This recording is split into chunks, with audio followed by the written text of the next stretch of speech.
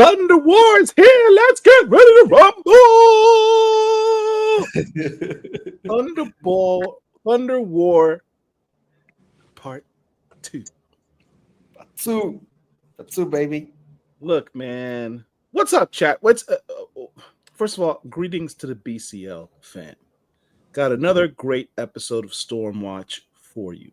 We're in the midst of Thunder War. Stuff's getting hectic. Maria, how you doing, brother? Yeah, I'm doing good. Thanks again. Are you getting sleep? Are you taking care of yourself? Because I don't see how you put together that much stuff, action, Easter eggs, research into one regular sized book. Oh yeah, I told you around the time I was writing it. That time, if you watched some of this stuff, I was more tired then. I told you Thunder War was really, really hard to write, and even though I'm usually faster writing some of those other episodes, during Thunder War I slowed down and I was behind schedule, but now I'm on schedule again. Bro, that issue was crazy. Antoine and I were talking about it behind the scenes. That issue's crazy. Yeah. Dude, what are you doing? I literally read the issue. If we're late, everyone, it's my fault. I was like, I need to reread the issue again because it can't be as good as I remember it the first time. And it was actually better reading it the second time. Yeah. You got to read the issue a couple times before you really truly appreciate it. Yeah, the books are designed to be read multiple times.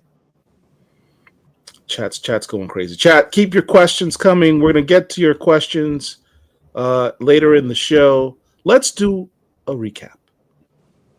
Where were we? Because last issue was fire by itself. So let's talk about what happened last issue. We had the cool scenes. We had our boy Lucas Wernick doing the initial art. We were talking about this not too long ago. Lucas has got the nice, beautiful art. Everyone looks like a supermodel. Everyone looks like they stepped off the runway. Happy times. We're doing this nice comedic scene. Great banter between Maggot and Manifold. Maggot's growing on me as a character. He's actually kind of cool now. He's got a swag. He's funny. Manifold's always been a favorite of mine. I love this scene. Right? Then my man amps it up, does a key comic moment, and introduces Orun into the Marvel universe for the first time. Yeah. Like, bam. And then if you watched our episode last episode, Maria explained the significance of everything you see on this page in this one panel. In detail, everything on this panel has a meaning behind it in his portrayal of Orun. First time in Marvel Comics. Then on top of all that, Storm gets my man Omega leveled up, Maggot, go to Shango's crib, knocks over the furniture, punches him in the mouth. Literally, you see him literally right here getting punched in the mouth by Maggot, then pushes the dude into a pocket dimension, which is her own little personal prison, which was accessed by Manifold. Mm-hmm. And who's there? Chalk is there. She's already taken down 2 of the gods. Light work on a Tuesday. Well, looking cool doing it. The panel you see below that, she's coming down with her ex-team, Team Onyx. I'm just putting it out there. Onyx. That's what I'm calling it until Maria tells me different. It's Team Onyx. Because if you look at her costume, if you look at her armor, what does it look like? Onyx. This is Team Onyx. I don't know. I'll digress. So Team Onyx is out there. They're feeling good about themselves. They took down 2 gods, not 1, but 2 gods. They got the little swagger on. They're feeling good about themselves. Boom! Maggot is 5,000.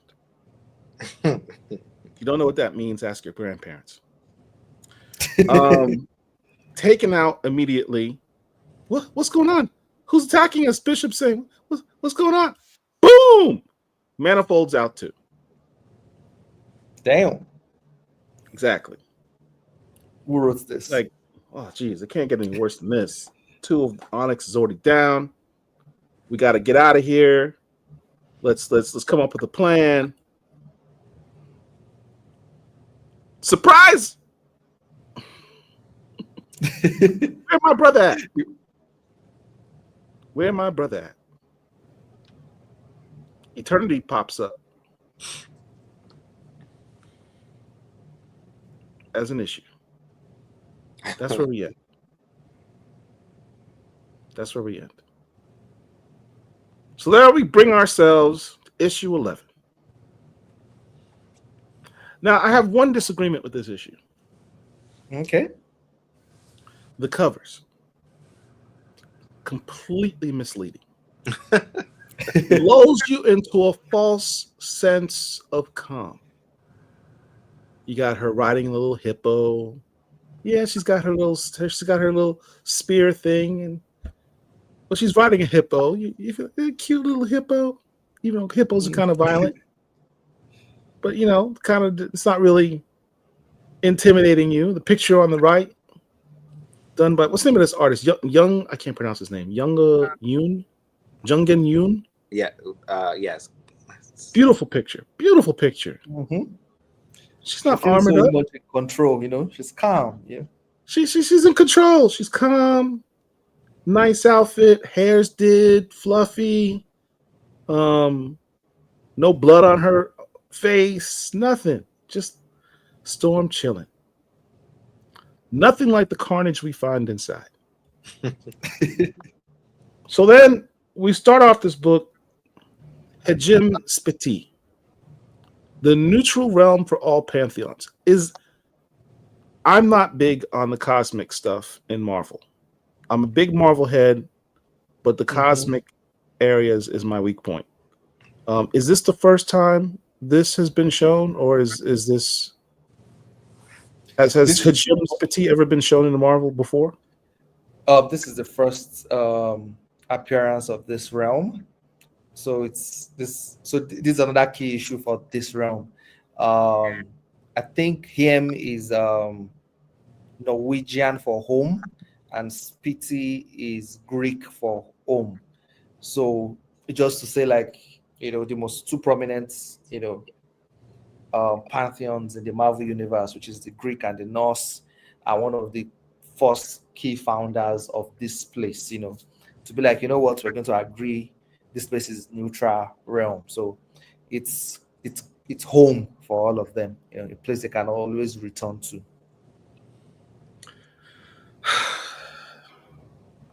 Maria, you frustrate me. Because every time I ask you about the explanations for stuff, you demonstrate, I will answer that question, and I'll tell you all the research I did behind it, and I was thoughtful, and I put together something creatively so I could make something new for all of you and introduce a new concept, not just something that's regurgitated. You make the other writers look kind of lazy.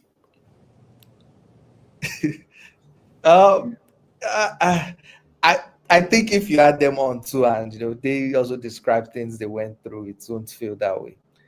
It's like most people will scroll through this too without thinking about it twice.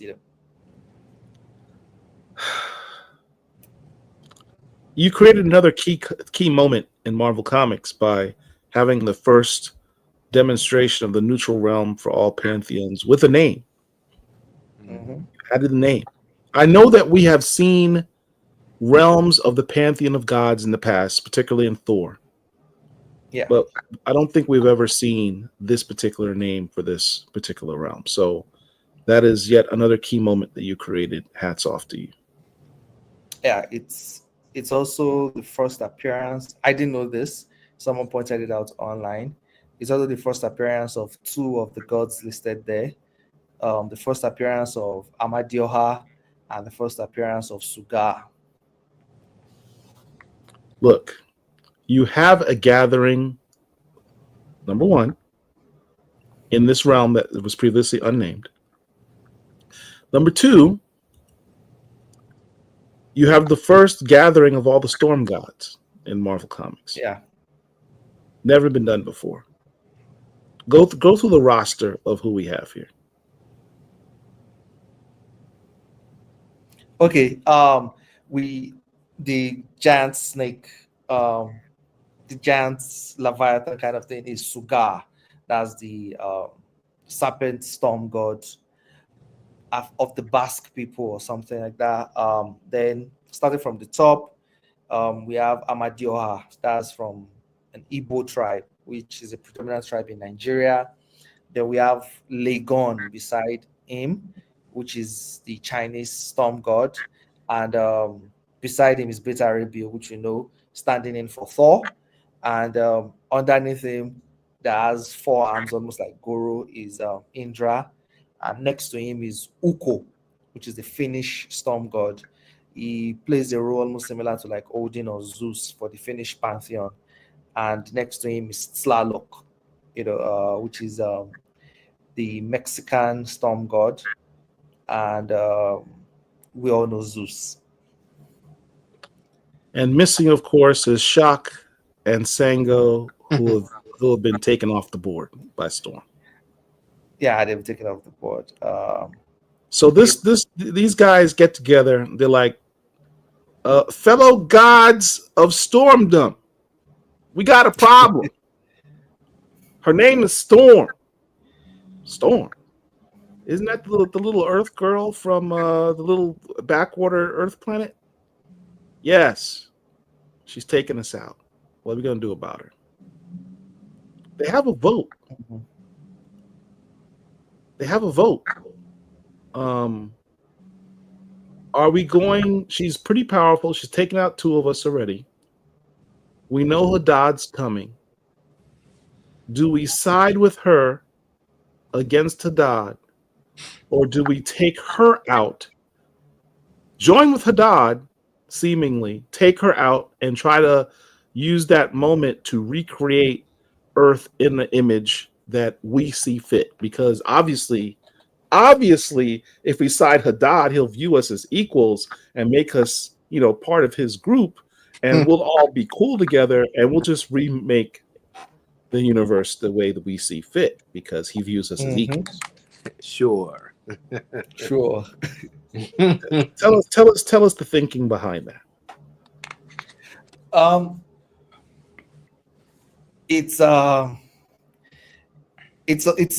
supposed to be. There were plans for it to last longer and everything, but trying to condense everything and looking at the Marvel history of gods. Gods can be very petty. In the Marvel universe, especially, they can be very petty. They can also be very protective of their status. And another thing is, they don't usually get along with cosmic entities, which is something I think a lot of people don't know.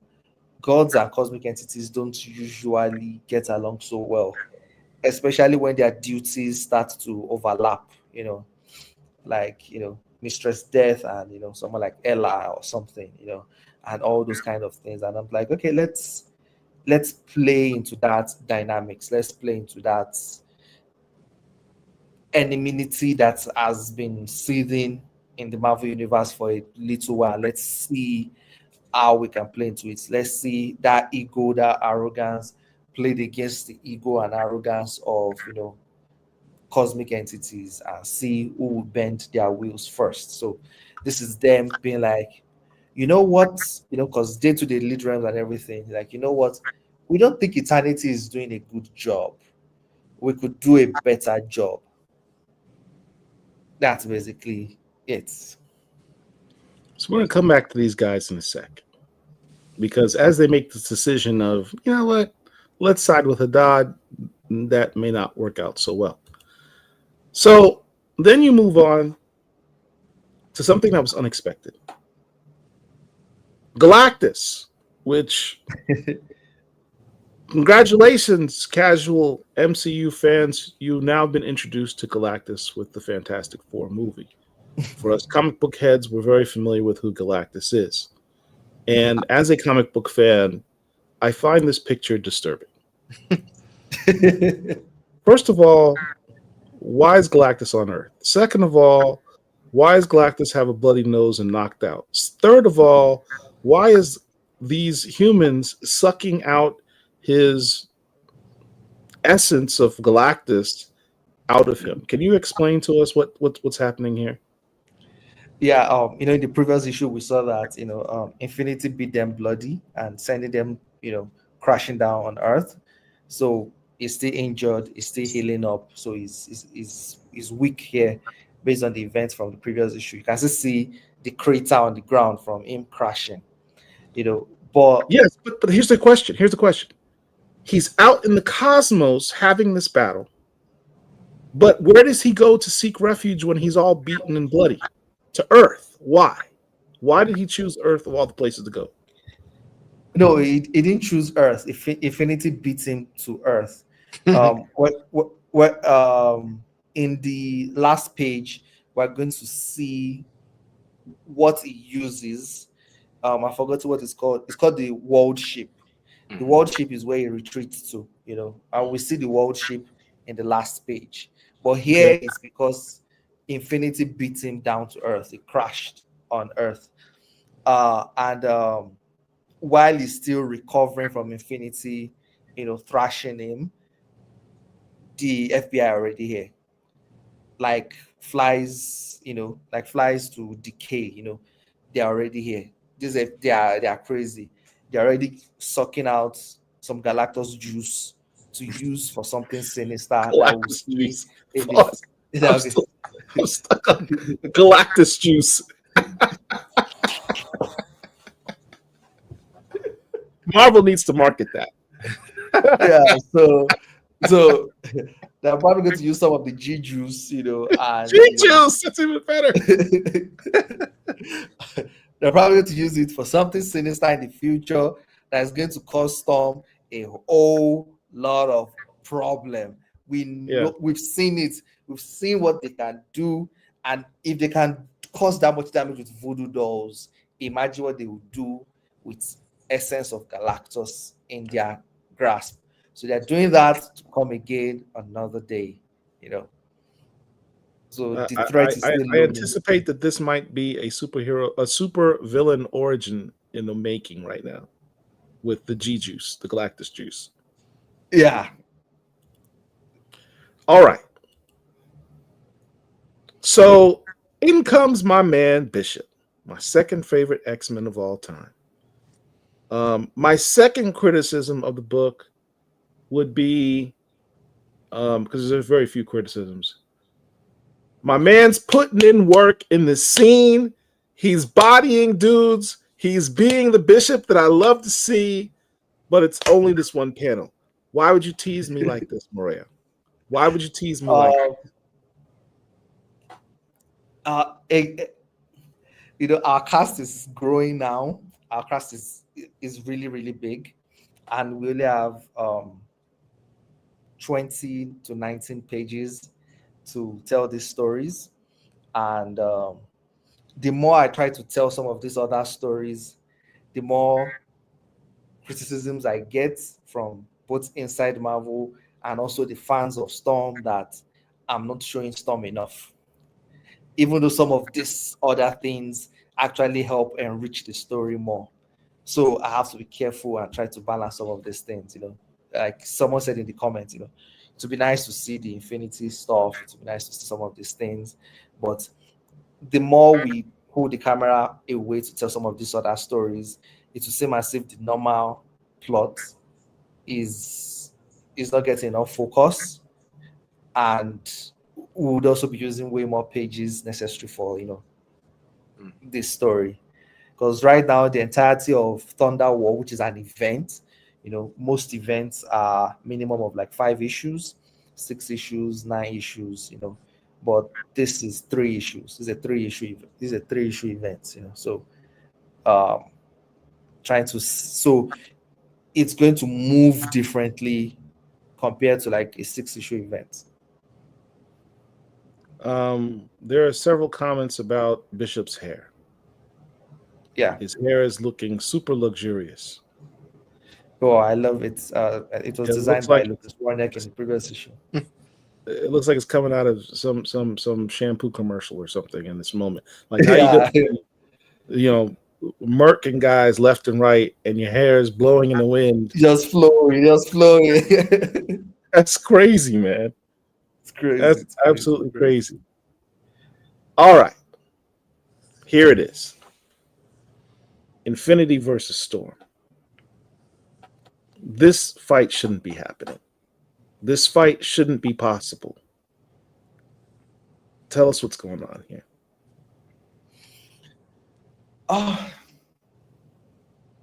To digress a little, I Because think Infinity's on the back foot right now. She's looking really defensive right now. Yeah. To digress a little, I've been seeing, some comments about, we might be messing with the cosmic hierarchy. Yeah. And I would like to say we are not. Throughout this entire story, we followed the cosmic hierarchy to a T, especially if you go back to some of the classic stories, Infinity and Storm, Infinity and Eternity are still twins, they are linked together, both of them together run the universe, that's still there. Oblivion and Death are linked, that's still there. Silver Surfer and Galactus are still there. Why is Galactus more helpful than the normal? That was done during Dan Slott's run of the Fantastic Four. Right. Galactus no longer needs to feed on planets. Now he and Silver Surfer goes out seeking knowledge rather than destruction. Everything, Quasar has always been Infinity's Avatar, Never Queen, all the stuff. Everything is as it should be. But when it comes to this particular fight, why is this happening? Is a number of things. Number one is Infinity stands for something that Storm hates right now. She's linked to Eternity, and Eternity has put Storm under a lot of trauma. And throughout Marvel history, we've seen it in the cartoons, we've seen it in the movies, we've seen it in the comics, we've seen it everywhere. It's said that Storm always holds back, extremely, trying as much as possible not to destroy the universe, And she's pissed at this point because at this moment when Infinity shows up is the first time she finally realizes who's been messing with her body.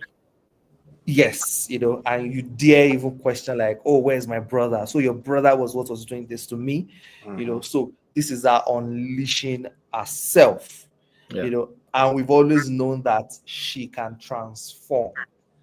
This is not new. Right. We've seen her go into elemental forms in different alternate universes. In the current universe, in Chris Claremont, we've seen her turn into Rogue Storm. We know she can transform into another form that is more powerful, that doesn't hold back. That is not new. Right. So seeing her able to face this is also not the first story where she faces an entity. She has done it in Fantastic Four comics. She has done it in Resurrection of Magneto. She has done all these things written by other writers. It's not the first time she's facing an entity. And also, this is an emotionally unstable Infinity. This is an Infinity that is also almost bordering on being suicidal. Like, if I can't get my brother back, I've tried getting the whereabouts of my brother from Galactus. I've tried getting it from Silver Surfer. If I can't get it from you, his host, that means something has happened to my brother. I can't stay separated from my brother for this long. If you can kill me, then do it. This is an infinity that is not even fighting back. Right. So she's someone that is it's almost like, death by cop, so it's that kind of thing. So that's what is happening here. So yeah, there's nothing here that breaks Marvel continuity at all. It does not even move close to it. But I think people feel threatened, when it's Storm, I guess. Right. Storm and not their fave. Go ahead, man. I was just gonna say Storm and not their fave, whoever their fave may be. Yeah. I'm not touching that statement. But yes, I mean, look, what Murea is doing is simply pointing out. I mean, Storm's been around for 40 years. And he's simply, or 50 years, sorry, 50 years. 50. And he's simply pointing out, here's the moments that she has had in this 50-year history. There's peaks and valleys in comics. A character is only as powerful as the writer who is writing that character. And Storm has had many, many, many writers. You've had some writers that make her the Rogue Storm. We have other writers who put her in a position of having no powers whatsoever and make her a child again. Mm-hmm. Right? We have some writers who said, "Hey, she screwed up as a leader, so let's, you know what we're going to do? We're going to demote her and make her report to Kitty Pryde as her leader." Dark times. Someone who literally Storm raised. So you got to read the comics before you make these comments about power scaling. Yeah. He hasn't really done anything that she hasn't done in the past. Nothing. I've still not. People think, oh yeah, he's finally doing it. I've still not done anything that's beyond what she has been doing. Still not. Yeah. All right. So Gateway takes the two bodies away of the two other members of Team Onyx. And Storm, in her bout with Infinity, releases what you have described as blue blazes. Yeah. Her wrath knowing no bounds. In other words, Storm's pissed. All, guards, hold back is gone. Mm-hmm. What is blue blazes? Explain what this moment is. This is Storm not, holding back. And it's also a slight reference to, some of the accomplishments that, Thunder Gods here in Africa do, especially like Shango. One of the iconic moves of Shango is that he breathes fire like a dragon, just to make our own different, change the color. And if you look at the spectrum of fire, I think the hottest fire is blue. Blue flames are hotter than red and orange flames. Yeah, so decided to go with blue and to also make it aesthetically different from other characters that have, orange fire, like Human Torch and characters of similar aesthetics. Yeah. When you see electricity or the burning of ozone, oftentimes you associate that the color blue as well. Yeah. So one could argue that if she's tapping into these primordial electromagnetic forces, she's literally burning the air, burning the ozone, and releasing that blue color. Yeah. It's hotter than hot. Yeah. Yeah. I think this is one of the dopest things we've done with this character. The visual of seeing her spewing out, breathing lightning, flames, power. That's a power move right there. This is a dope moment. And Mario kills it with the armor. First we went to Suo, the colors are vibrant, it's just, and the gradual transformation, everything. It's a sick panel. It's a sick panel. Yeah. Thank you, Anthony Davis. Appreciate the super chat, brother. All right. So, needless to say, Infinity did not survive that very well. But we see here in the corner, Storm looks a little different.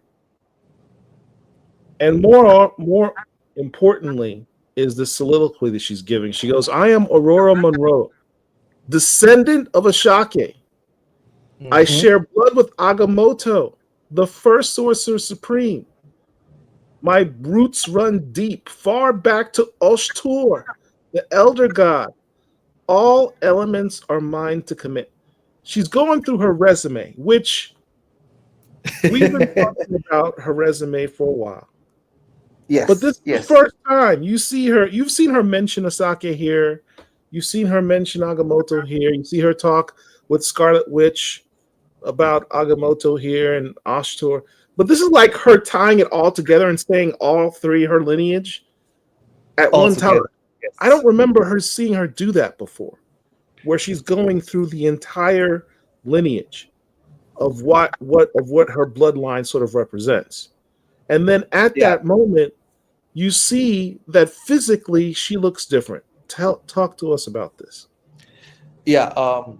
Another thing, like I said, is what we're trying to do with this Storm solo is a lot of Storm's history, a lot of Storm's this thing is scattered across comics. Some are in Magic with a K, are in Magic books. Some are in X-Men books. Some are in Black Panther books. Some are in Fantastic Four books. They are scattered all. Some are in Scarlet Witch books. A lot of Storm's, heritage and stuff are in Scarlet Witch books. You would not expect to find them there, So as scattered as they are all around, we're trying to now say, okay, for this series, we're trying to pull everything together. So this is not us just trying to, just brag and everything. It's just trying to put all that history together and make it, cohesive. Anybody reading this for the first time, everything, you can just easily access all these things once, So that's number one. And number two is, like I stated, we've always known, and it's always been teased, that Storm can transform. But it's just that the power that comes with it is so unbelievable that it endangers the planet. So Storm chooses not to. That's why she tries to control herself. We've seen it with Rogue Storm. We've seen it in elemental form. We know that. So I knew in this moment, her raging the way she is, her needing to face eternity and make infinity pay for what eternity did to her, all those things. I knew she would not be able to keep herself from transforming. She will transform. So, and rather than create a new design, because we know the Rogue Storm is similar to Eternal Storm, where she's not in control. So it's white and gold. She's not really in control of that form. So I don't want to go that route. So the second route to go with is to design that transformation. And again, like I said, I've been trying to avoid throughout this entire run is I am already getting, accused of, oh yeah, you are messing up everything. You are doing this for power scale, everything. So try to pick something from our history. So I'm like, okay, what am I going to pick from the history? So I'm like, oh yes, there's this form that we've always loved as Storm fans that was revealed to her by the Black Vortex. Let's pick some of those visual aesthetics and let's use it for this form and make a few tweaks. It's, for example, it's almost like trousers, but there's also the skirt part. We remove like the skirt part, it's just full trousers. A fire in that one is red, Here we move to white or blue, again to differentiate her from all the other fire aesthetic ones. The color on that one too was red. We're like, nah. Our colors are black, white, and gold. So we're going to play around with those combination. So we're going to do that for this. So those are some of the differences we just had to make.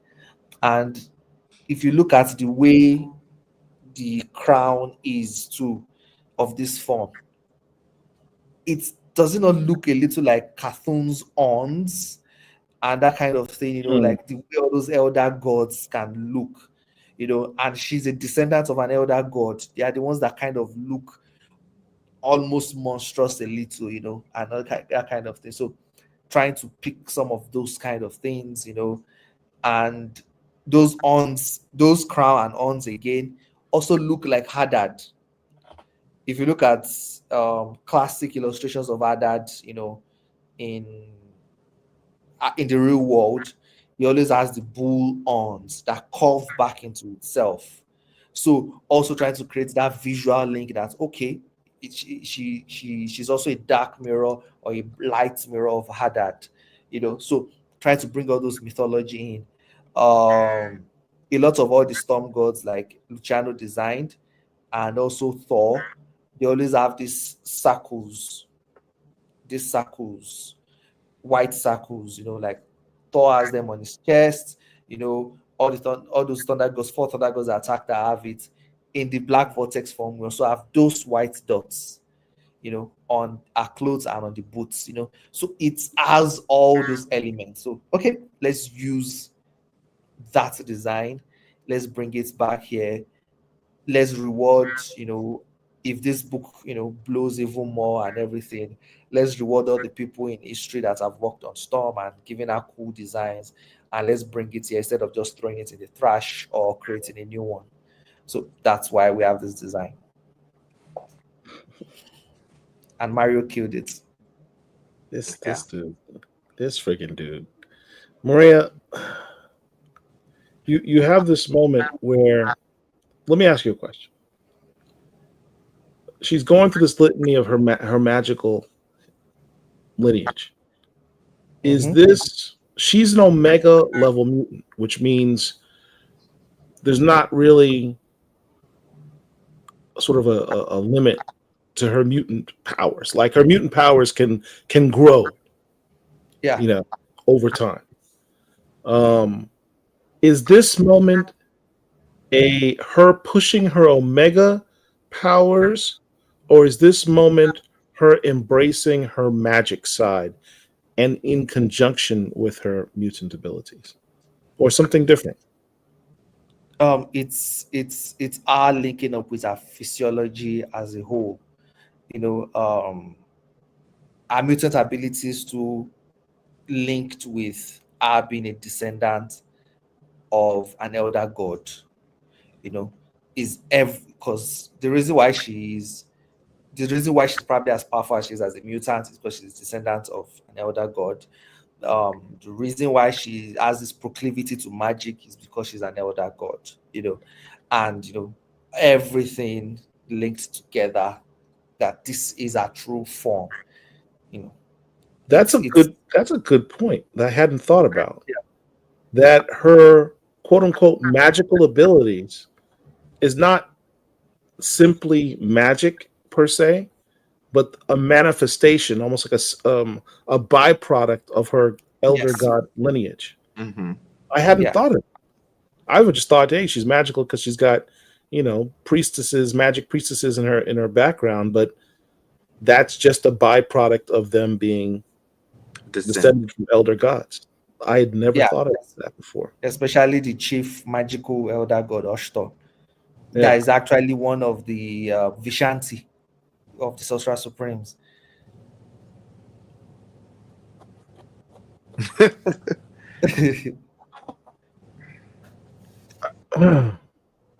This man's putting in work, Cal. This man's putting in work. I mean, we see. I mean, we were all amazed when we saw this version, Eternal Storm. We're like, Eternal Storm, that's incredible. But What are we calling this? Vortex storm? What are we calling it? We've not given it a name yet in the books, but for now, outside the books, we are calling it the Black Vortex form. The Black Vortex storm, for lack of a better term, is more impressive to me than Eternal Storm. Yeah, in respect for the people that created that original design in the past. Right, which is fair because the Black Vortex was only showing people, their ultimate potential. And so I think that's totally fair to keep it as the Black Vortex, storm form. Yeah. She's talking about your brother took over my body, piloted me like I was a car, made me watch as, I hurt my friends and family, made me a pawn, tried to embarrass me. Yeah, I'm kind of pissed off about that. Mm-hmm. And I've heard her refer to herself as kind of, well, I take that back. It's not often, if you notice, that Storm refers to herself as a goddess. Other people refer to Storm as a goddess. Yeah. All the time. Yes. But Storm doesn't ever go around saying, hey, guess what? I'm a goddess. She doesn't really do that. She doesn't sit there and brag about, hey, Right. I'm a goddess. Just people just say, hey, you're a goddess. Right. You ever notice that? She doesn't have to because they say it for her. Right. Yeah. But in this moment, Yes. Maria says, I am not a goddess because I hold great power. I am a goddess because no one controls me. And when you tie that into the fact that she's always holding herself back, she's always holding her emotions in check, right? You point out that when she was a little girl, she was carefree, mischievous even, but when she saw her parents died, and then her puberty kicked in, and her powers manifested, and she realized her powers are tied to her emotions, she became much more reserved, and over the years as an adult, one would say stoic. Yeah. Right? And always in control and in check of her emotions. Almost a certain aloofness. But here she's saying, no one controls me. She's letting loose. She's like, damn all that. I'm a goddess. And to show that she has always held herself up like this, like seeing herself as goddess in quotes, is the fact that, saying that I'm not saying that because I hold great power. If I'm calling myself a goddess, it's not because I control all these winds and all those stuff. No, it's because of this determination that I have. And she's had that since she was a kid, saying that she was a pickpocket, for years, and suddenly she just realized that, you know what?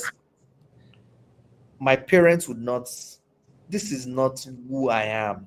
I am not a thief, I want to go back to my village. And she treks back to Kenya. She treks back alone. That's when she met the person that tried to sexually assault her.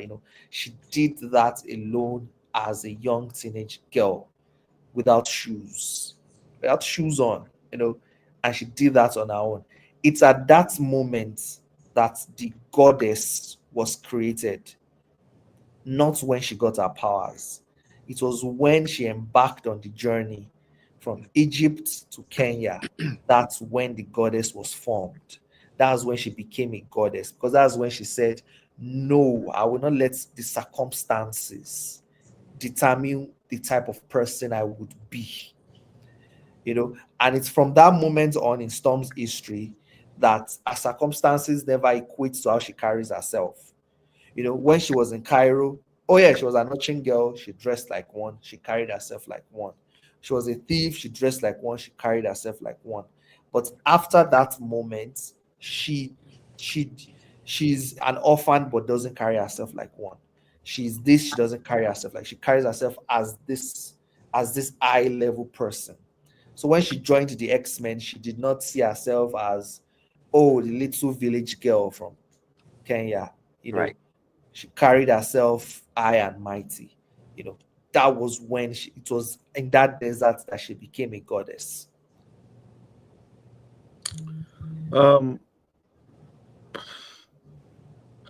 You created some of the biggest moments in Storm's entire career in this one issue.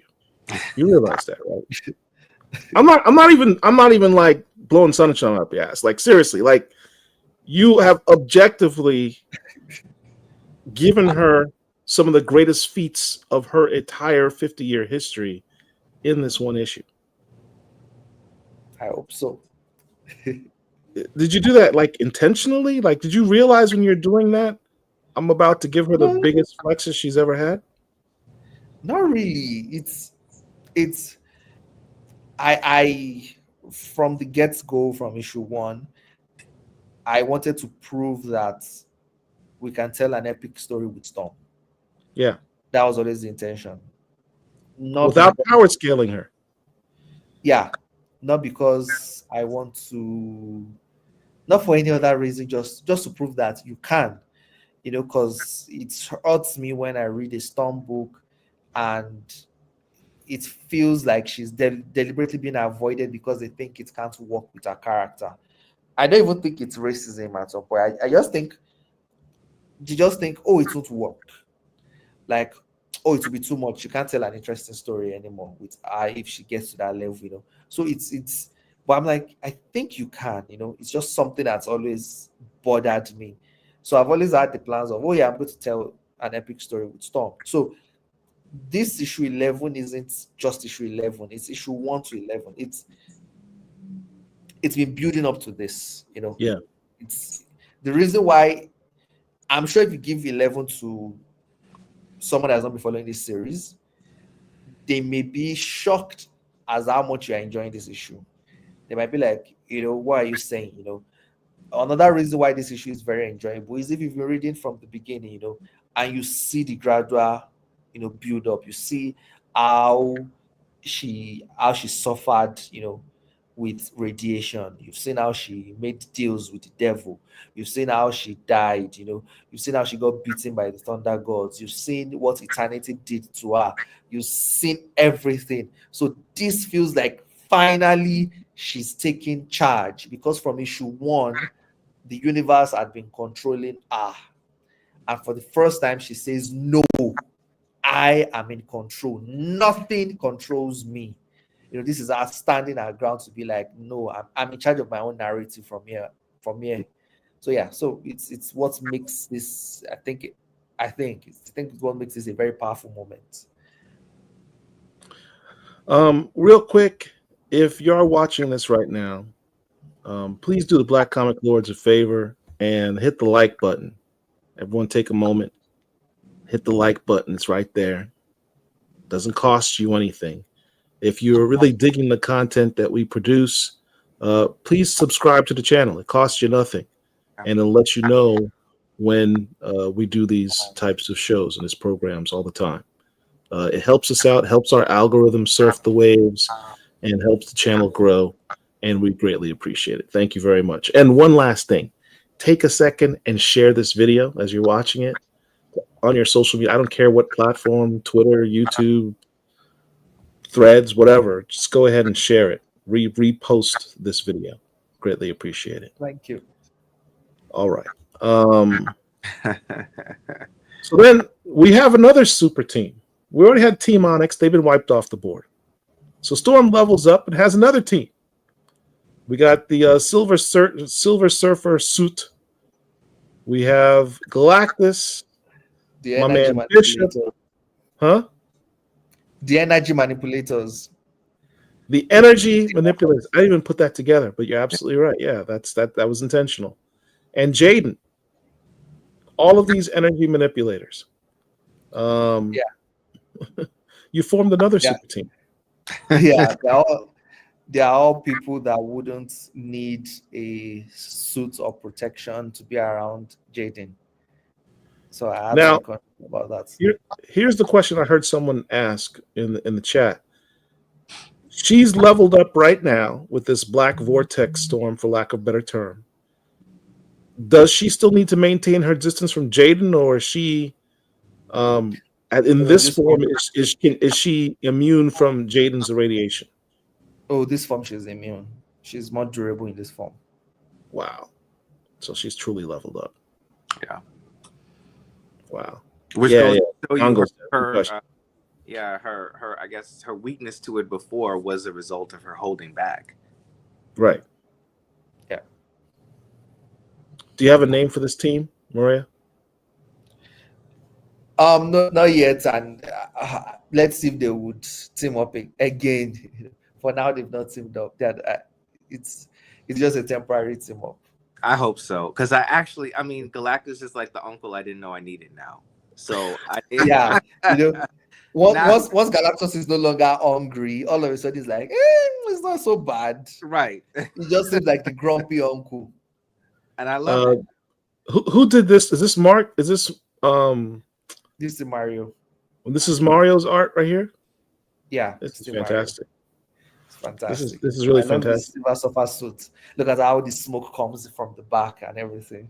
Yeah, it's very. I think And Bishop at the little ears. Oh yeah, I think you should call this team the Cosmic Conduit, Nice. because they're cosmic and they're conduits of energy. All of them are conduits of energy.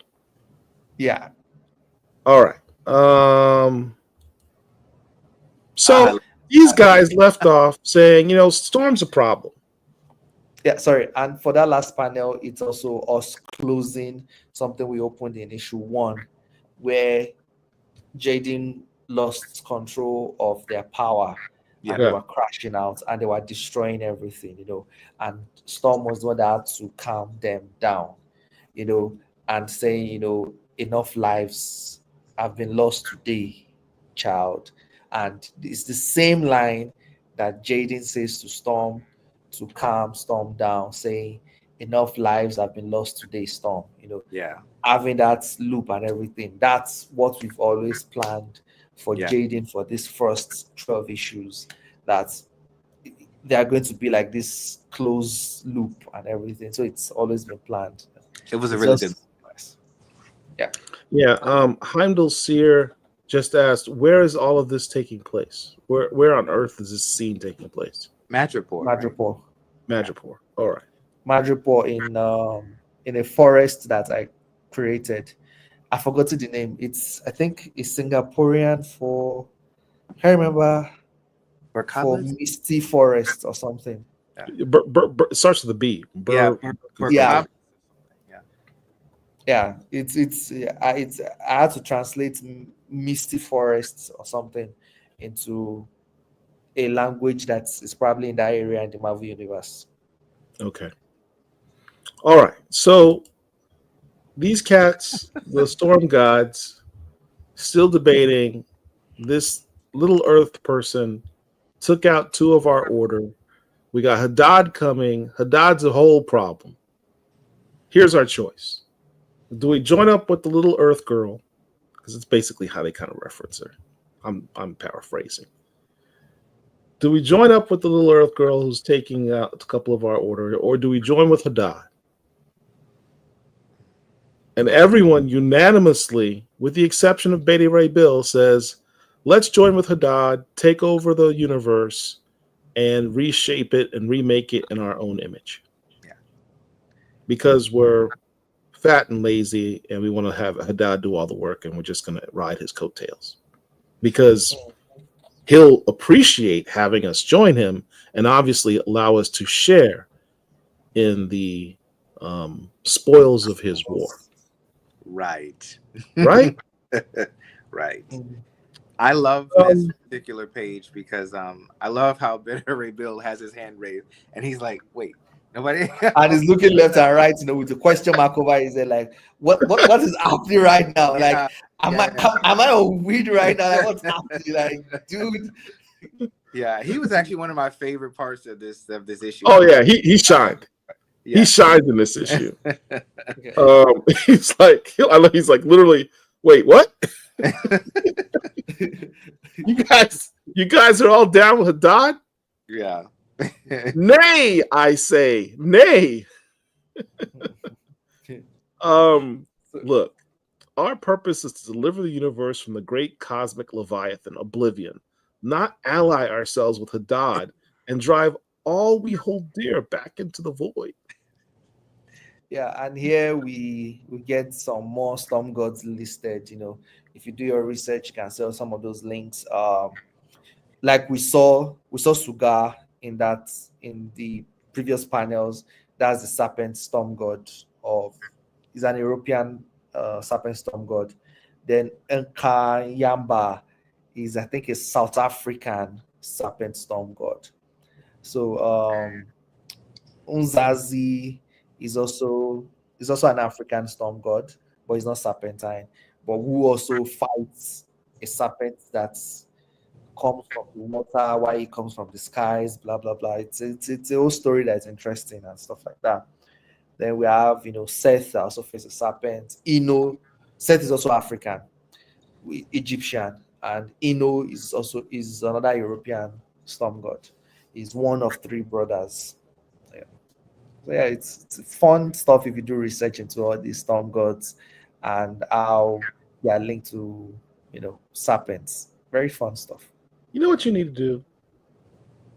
You need to do a little glossary in the back of the issue. Take a page and do a glossary with all these characters you're introducing, all these people, all the places, the names, and just give definitions. For reference, check out Ta-Nehisi Coates' run on Black Panther. In the end of much of that run, he always had glossary for various words that he either came up with or he researched and put in there terms, names of cities and characters. You should try and do something like that. I think that would be dope. Yeah, that would be dope. Is there any more noble character than Beta Ray Bill? No, and he's also super loyal too. Yes, loyal. Yeah. I mean, I just fell in love with this guy in this scene. Yeah. I've always loved Bill, but now I love him even more. You see how petty these guys are. Eternity passed us up only to handpick his mortal as his host. Huh? Mm-hmm. Like, you sound like a little punk right now. That's not very godlike. Why for Marvel Universe, it's very godly. Look. Our exact pressure and it on your face, Susano. I love that line. Yeah. I love that line. I mean, Beta Ray Bill's out here flexing on these dudes like, oh, you gonna try and take over? You gonna try and take over the universe? You're not past this line, no further. He pulls out his axe. He's ready to go to war against all the Thunder Gods. Cool. For Beta Ray Bill fans, this is a dope scene. Yeah. But not so fast. Before Beta Ray Bill can get his flex on, someone shows up. The Black Winter. And proceeds to take out and devour the Storm Gods. Yeah. All of them. From all the pantheons. Right. But they were going to all go out in one swoop. You don't mess around. I think Maria was getting, as he's writing this, he's like, you know what? I don't want to waste a bunch of pages on this. Let me just have him take them all out at once. I think sometimes when I'm writing issues, I actually get so excited, I'm not able to type. Like when you have like serious adrenaline rush. Yeah. Like, oh my God. So when I add the idea, I the original plan was added my land here, during the meeting, land here, and almost have a word with them, and they would almost expect him to, almost be like grateful or something, and when the Elena came to me like, all these other storm gods are nothing to Hadad. Hadad looks down on them extremely. I understand he won't even try to fight them. He will just send one of his Black Winters to end them all.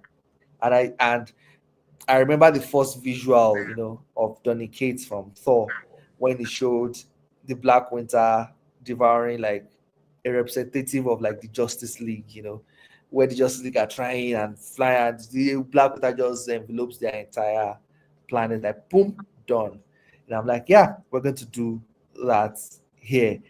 I was so excited. I didn't know how to start typing it, So I think before I start writing, I have to first write the narration, of Hadad is no widow maker, he's no orphan maker, when Hadad comes into our universe, there's only a side of this, it was I love this. Right. These guys are sitting there having these debates about, whose side should we join? I think Hadad's a good side to join because he'll help us level up and he'll be cool with us because he's a storm god and we're storm gods. Like, they seriously think they're on the same level as Hadad. Hadad doesn't even recognize these guys as gods. Amoebas. Yeah. Like, He's the first one. Yeah, he's the first one. Like, we won't even say they were kids when he was around. Like, they probably grew up hearing his own stories. Like, he's not their mate at all. Yeah. I love this line you put here. For in the Thunder War, there is only Hadad's side and the side of piled corpses. That seems like it's taken from Hadad's perspective. Like, there's only my side.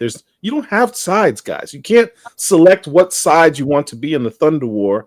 There's my side I want, and everybody else. Yeah. And everybody else is going to die. Yeah. Everyone else is going to die. Going to die. Now, here, this was something that a couple of people brought up about Susanoo. I know he looks like he's being devoured by the Black Winter. Is he like offering himself up to Hadad in that particular pose, or is he just being devoured? Oh, if you've seen the Donny run on the Black Winters, when the snowflake falls on you, they start hitting you up. So yeah, eating up his hand. He's eating him up. Yeah. Mamaranga does not have a sword. Mamaranga uses a boomerang shaped axe. That sword is Susanoo's sword. Yeah. So Susanoo gave the sword to Mamaranga to help him. So he's lifting his hands up for Mamaranga to help slice off his hands before it's up. To slice it off before the Black Winter hits him whole. Yeah, so he's stopping himself from being devoured. If he doesn't do that, the Black Winter will hit him completely. It will devour him completely. So giving him the possibility of coming back? Maybe. Armless. One of the things I read, one of the things I do know in terms of the cosmic stuff, in the Marvel Universe, I think I might have read this in the Marvel Encyclopedia Grammatica, which is a fantastic book for anyone who's into the mythology aspect of the Marvel Universe. Gods can't technically die, for the most part. Because gods are, for all intents and purposes, energy, their energy can be redistributed and made inert or move somewhere else off a realm of existence, but they can eventually, over time, be reformed. That's why, you see a god die and then, 5 years later, you see the god pop up again in another issue because it takes time for them to regenerate and come back. Is that your take on it? That's right. Yeah, that's why Zeus is back here. That's why Zeus is back. Yeah, even though Thor just deals with it. Because you have, Eternity, Oblivion, these characters been battling forever, and they defeat each other, but they still keep coming back. Yeah, but in this book, you will notice the difference in when they use the word like kill or death, and when they use the word end. Right. when they use the word end is different. When its end is different. End is more permanent. So when I think Oblivion was saying he wants the end of the universe, he didn't say he wants the death of the universe, he wants the end. So it means something different. That's like, I want eternity gone and gone for good, never coming back. All right. So then we see the Black Winter takes out the gods, and it returns to its master, Hadad, who quietly and poignantly says, "Everyone dies." Now, when he says this, what type of voice do you, in your head, does Hadad have? I think we did a trailer, so it's that voice. It's almost like this deep Arabic kind of voice. You know, it's very chilling. I think one thing that a lot of people, I don't think anybody hasn't noticed. In this entire run, the narrator, talks. Sometimes a character is still talking while the narrator is talking, but usually everybody keeps quiet for the narrator to talk. This is the first time a character interrupts the narrator and completes the narrator's statement, almost as though he can hear the narrator speaking. So the narrator says, Hadad is no widow maker, Hadad is no orphan maker. When Hadad enters into our universe, ... he's the one that says everyone dies. The narrator doesn't say it. He says it. He completes the narrator's statement. For the first time in this book, even the one above all does not interrupt the narrator. He interrupted the narrator. This is a beautifully drawn page. Yeah. So we're going to see what that means in the next issue. But yeah, although I still can't see Hadad's fangs. Watch last episode if you don't get that reference. All right, yeah. See, Heimdall says the same thing. We still don't see his teeth. Yeah. Now, let me ask this, because we know before Hadad was like this more, I guess, conventional looking demon sort of form. I know that we have this form. Does he have another form like Storm does that he can transform into that's more, grotesque, or like his previous version? Can he level up? For now, he sticks to this form. Okay. Go back to that one comment, Derek. Hadad sounds like Arabic Barry White mixed with James Earl Jones. I love that combination. Oh my God. That is now stuck in my head. And I cannot let that go. That is exactly what Hadad should sound like. Arabic Barry White mixed with James Earl Jones. Yeah. I need somebody to go on Chat GPT and try to make that sound. Yeah. I don't think Hadad will be able to transform at all, because gods don't usually transform. The reason why Storm can is because she's not a descendant of Gaia. She's a descendant of Oshtur. We're gonna talk about that in a sec. We're gonna talk. Hold that thought. Yeah. We're gonna talk about that, because you make an explanation about that. So here's a cool moment. Back to the night and day hospital. This was that takes over.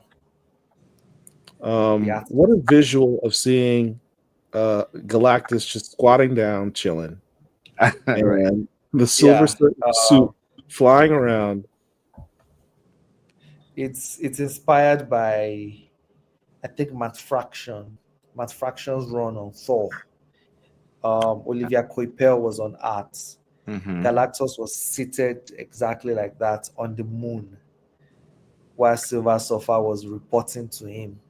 what is happening with Asgard that was now on Earth, and I loved that visual so much of this giant behemoth just chilling and just waiting, before he makes his next move. So I said, yeah, I want that here. So that's what we get here. Now you had an extra artist on this particular issue, right? This is the other artist? Yeah, this is where CFVR starts. Okay. So we see Maggot literally, and not just figuratively, but literally has a toe tag. He's gone. He's off the board. As evident by the fact that he doesn't have a head at this point. Yeah, for now. And Maggot is being worked on. I'm sorry, Manifold is being worked on. Yeah, he's in surgery.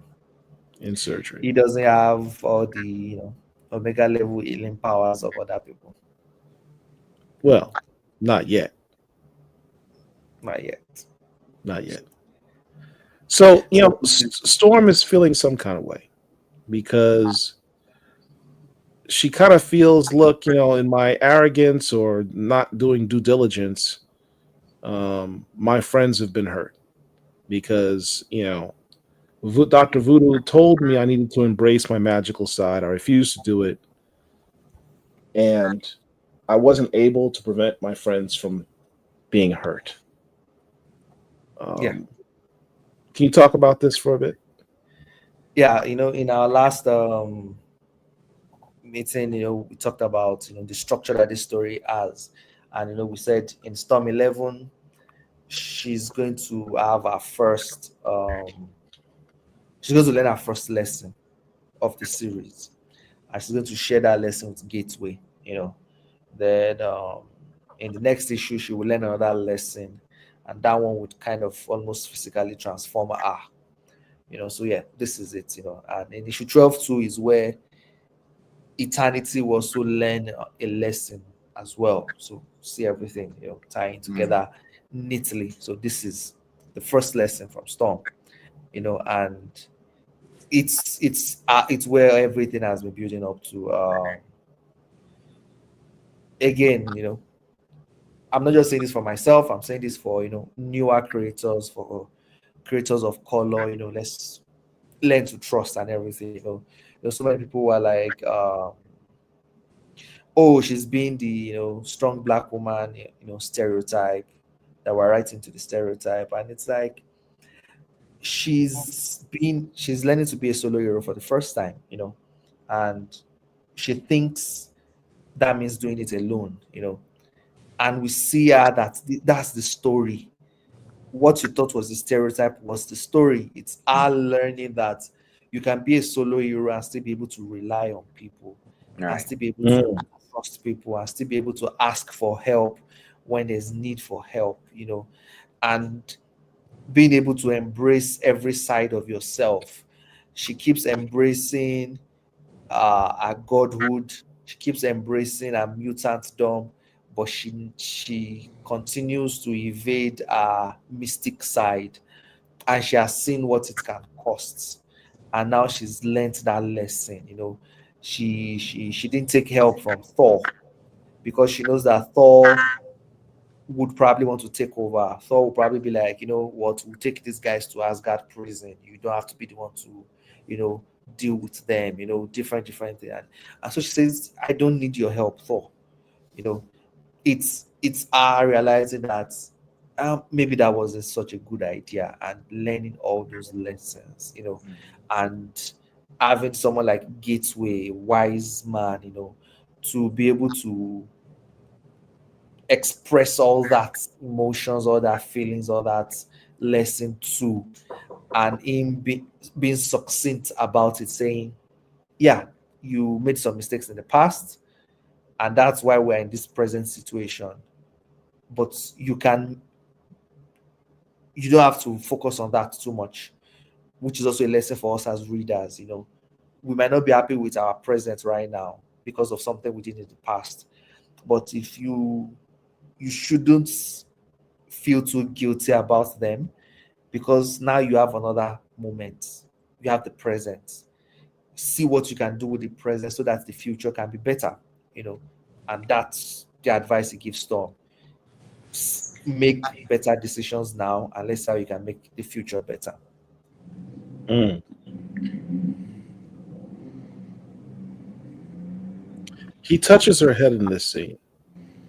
And he says, shape a better future overall, shape a better universe. What's happening here? I plead the fifth. Okay. Is this something that will be revealed in the next issue? No. Is this something that will be revealed in a future issue? Probably next year. Next year? We have some other things to do first, Paul. Remember? That's what we're talking about, man. This is what we're talking about. You be trolling me and you be giving these little teases and you're making me wait. Constantly vexing me, man. Constantly vexing me. This is a big thing. Yeah, but when it happens, you're going to, you're going to be happy. That's why we love all this long form storytelling. That's why I'm trying this approach for this story. Yeah. Yeah. I think people are just so accustomed to a very, and this is not to down any other creator or anything, but a lot of times people are used to a certain cookie cutter type of storytelling. It's like, okay, this arc is 5 issues, next arc is 5 issues, and it can be very formula, it's uniform. It's the current industry. It's the fact that Right. you're getting 5 issues greenlit, at intervals. So if you are a creator and you're told you only have 5 issues, you write a 5-issue story. Right. So you get another 5-issue event, you write another 5-issue story. So that's what you try to do. And occasionally you have some few subplots, and then you try to tie it all together, just little. It's like, oh, this person is dating this person, so that's kind of thing you pass along. So it's understandable. But I mean, I agree with Steve Turner. Just said, can we skip the Age of Apocalypse? I just want to stick to the story. Like, I don't even want to see the Age of Apocalypse now. Well, but how do we know that that's not still connected to the story? I don't care if it's connected. I want to see this story continue. I find a way to link it to even some of the earlier issues of Storm series. I have no doubt in my mind that you Ryan. I have no doubt in my mind that you do. I feel comfortable that you're going to make me buy a storyline that I didn't really have any interest in, but you're writing it, so now I have to buy it because I know it's going to be good. Thank you. But I'm trying to break that, because for me, it's just my own personal tastes. It's not like it's a good thing or a bad thing or anything. Right. For my own personal tastes, the series I love the most are series that are not little story arcs. Yeah. They are just these long sagas, these long epics that everything just folds into each other. Yeah. They are technically like story arcs because, but not in this way, like, oh yeah, it's almost like this self-contained little stories, it just bleeds into each other, so that is what I love, and that's the story I'm trying to tell. So even though I'm still getting 5 issues greenlit bit by bit, I'm writing it as though I'm not getting 5 issues greenlit bit by bit. And I think that too is also, it might not even be a good move per se. It's just what I like, because readers too have also gone accustomed to 5-issue story arcs. We've gone accustomed to it. It used to be a thing in the 80s. We used to have all this type of storytelling. We used to have it more in the 80s. Right. Yeah. But people also used to the 5-issue story arcs too. That now that I'm also telling this story this way, a lot of people early on were like, oh, you're just throwing everything against the wall to see what sticks. Not knowing that, it's bleeding into each other. It's not. So saying that, we're seeing the FBI, the this, the that, it's like, that's what happens in long form stories. There's the plot A, there's the plot B, there's the plot C. There's usually like 3 plots that fold into each other. But I used to just, this person faces Dr. Octopus for 5 issues. After 5 issues, he faces, Sorcerer Supreme, this thing. after 5 issues he faces this. So we're so used to it that if someone now tells a story where there's Dr.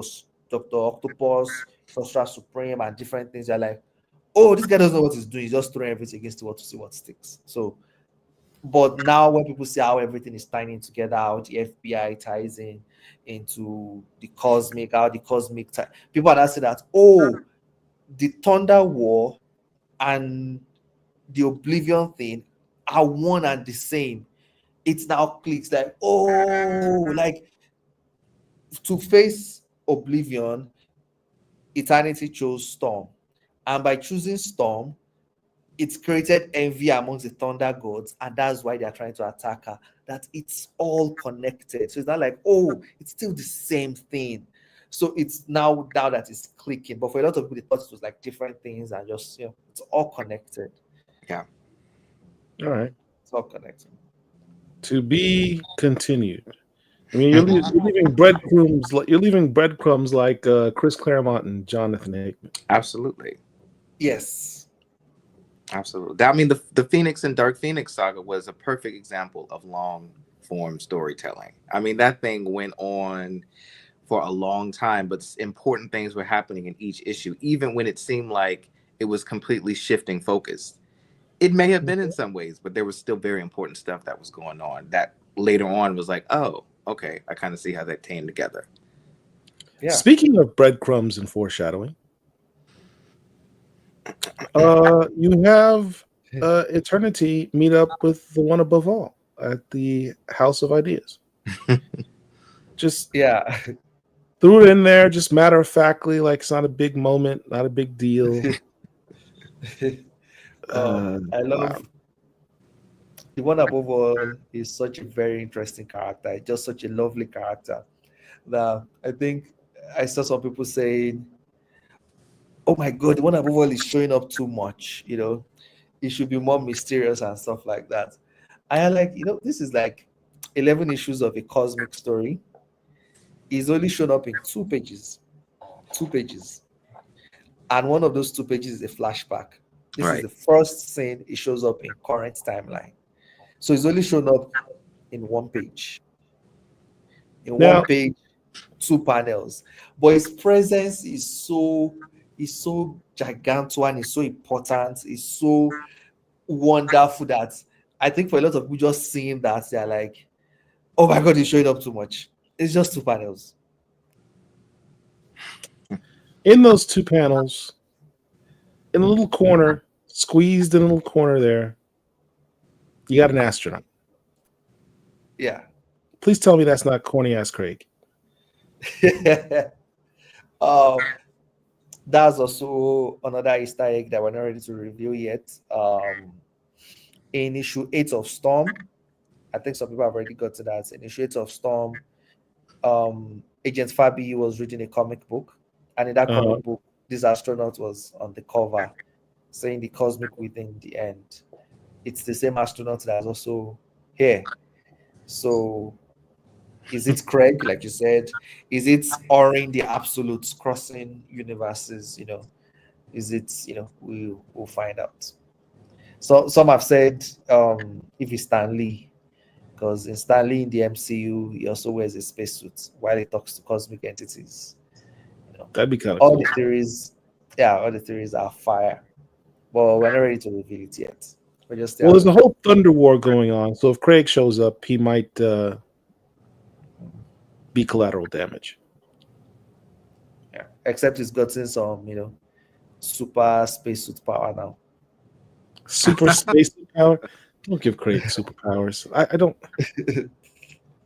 I didn't say superpowers. I said super spacesuit power. So maybe the spacesuit is Super the power. spacesuit powers. Craig needs to die. Anyway, moving on. Speaking of level ups, there's been a lot of. I'm not going to touch too hard on this. I don't want to offend any sensibilities, but there has been a lot of chatter on the internet about where's Jean Grey in all this cosmic battles? Where is Scarlet Witch in all this cosmic? These are ORORO's homegirls. Jean Grey is basically like her sister. She is cosmically powered.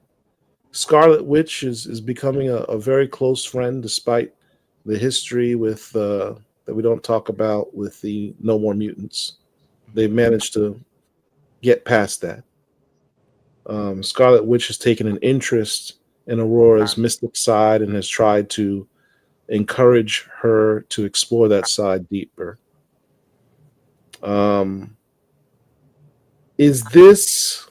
Is the entering of Hadad into our realm, which happens with this issue, triggering these entities, the Phoenix and Scarlet Witch, with, the Never Queen, the Phoenix?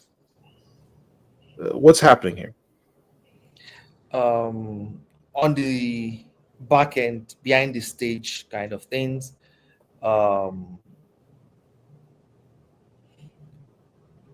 I've been trying to see if I can write a story arc where all three of them will be featured, but It's a lot of power.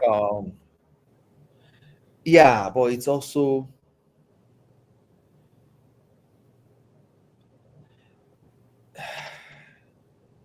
I don't know how to say this without getting anyone in trouble, but it's not getting trouble, it's just being factual. Is Marvel is slightly worried that a lot of the energy of the three queens is on the internet, is not showing up in the numbers of the books. So if you try to center a major storyline around all three, is yes, to get a lot of internet buzz, but we need to move copies, because individually they are not moving copies. It's like if you want to do something like, oh yeah, I want to put Wolverine and Spider-Man and this character in a story. It's like, yes, it's no biggie. They allow you to do it. There are books literally named Wolverine and Spider-Man and Deadpool and Wolverine, and all those stuff. So if someone says, oh, I want to do something that will cross over Amazing Spider-Man or Wolverine and Deadpool, it's like, yeah, go for it. I cannot imagine someone putting together an actual book, like a series or a mini series, where you have these three characters in it on that scale. And if you really wanted to flex, I would throw in Monica Rambeau too, because she's been upscaled recently. So go ahead. So that's on one end. The other end is narratively. Narratively, if Storm is in trouble, serious trouble, Jean Grey will be there. Yeah, she's sisters.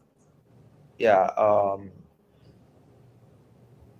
Scarlet Witch is also teammate with her. If she's in trouble, Scarlet Witch will show up.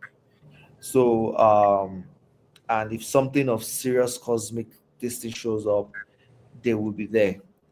So narratively, you have to explain why it is Storm and Hadad alone, and it's because Hadad has control of numerous Black Winters, and he has splintered everyone. In the next issue, we're going to see more of the people like, oh yeah, this is what the Avengers are up to. This is what all this stuff. He has splintered everybody. Quasar is doing this. So now that he has splintered everybody, it's not narratively makes sense why Storm has to face him solo. So that's what it's to make it have narrative sense. It's so that's the story. And it's also nice visually, it's also nice narratively, because I've loved stories about all these entities and their hosts / avatars, and it's just nice to see them just share a couple of pages together, seeing that, oh yeah, the Phoenix and the Phoenix Force, their realm is the White House realm, the Never Queen, with Wanda is the land of couldn't be, shouldn't be. You know, by the way, I loved. I was going to ask for a slight redesign of the Never Queen for this panel. I love it so much. I'm like, yeah, the Never Queen is going to dress up for this battle, so she has like a little of Greek aesthetic with the gauntlets and the helmets, and because she's not a combative entity like the others, so she doesn't have like a sword like death. She doesn't have the polearm like infinity. She doesn't have the scythe like oblivion. She doesn't have the spear like eternity. She's going to have something that she doesn't need too much great strength to wield, that she doesn't have to move close to her enemies. So I'm like, yeah, I'm just going to give her a rifle. So Not just a rifle, a shotgun. yeah. Don't even have to have great aim. Yeah. So so that she can cause great damage from afar. Other entities might even be in front of their avatars or fused. She's behind her own avatar of some sort. It's Scarlet that is in front of her because she's not as combative as the rest. So yeah, so just trying to have fun with all that lore in the Marvel universe, and it's just fun to see. Well, that's interesting. You've got people that are Scarlet Witch stands, and you've got people that are Jean Grey stands, and you've got the Storm stands out there, and they're all sort of not necessarily getting along and creating this buzz. And it should be interesting to see if they're willing to be a true stan and actually buy the book that all three of these characters are in. Yeah. Turn that negative energy into some positive action. Yeah, most people have been very lovely to this book, especially this issue. Even some of the criticisms I'm talking about are criticisms that some people will post and will have 0 likes for 10 hours. Like, so it's not like it's anything. People have been overwhelmingly supportive of this book. But it's just if you consider yourself truly a stan, put your money where your mouth is. Absolutely. Yeah, but even some of the 0 likes, comments about hierarchy and not hierarchy. It's funny that the only complaint about hierarchy is the storm part. Nobody complains that the Black Winter, multiple Black Winters that can devour universes, how come Scarlet Witch can take them out just like that? Oh, multiple Black Winters, how come Jean Grey can take them out just like that?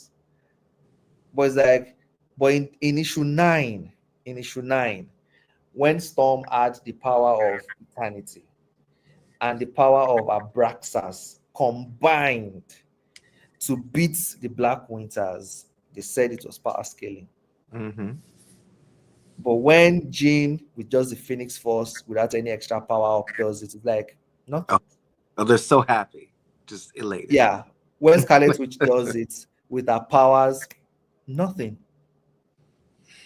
But when Storm did it with eternity and Abraxas, those are extremely two powerful entities. Extremely powerful. The entity of destruction and the entity of time together, it's like power scaling. I wonder why that is. I know why that is. All right. So we end the book here. Far reaches of space. Explain what we're seeing here in this page. So in the first panel is Quasar with Infinity. Quasar is Infinity's avatar. Again, all of them have different relationships with their entities. Some the Never Queen does not like to demand responsibility too much or demand control. So for her, she's a patron to people. Phoenix Force is more almost parasitic kind of thing, so it's hosts, just like Eternity.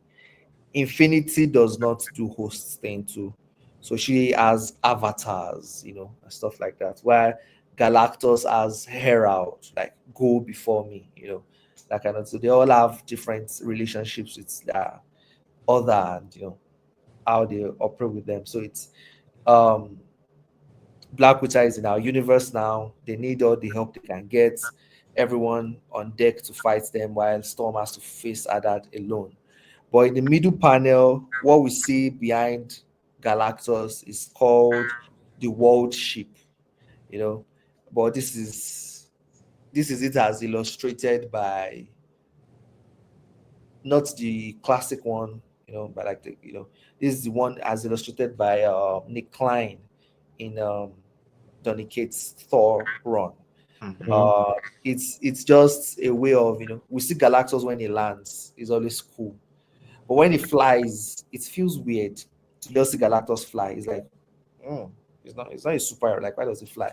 So the kind of way to kind of make it epic and stuff when he takes off is when the world ship is around him. It makes it seem less goofy that it's just floating and stuff. Yeah. Yeah. And even sometimes people use the world ship to, like, as though he's helping him break down the planet to consume instead of him just eating it like that. So that's the world ship behind him, you know. So yeah. So Yeah, this art is beautiful. Mario did a great job here. CFV.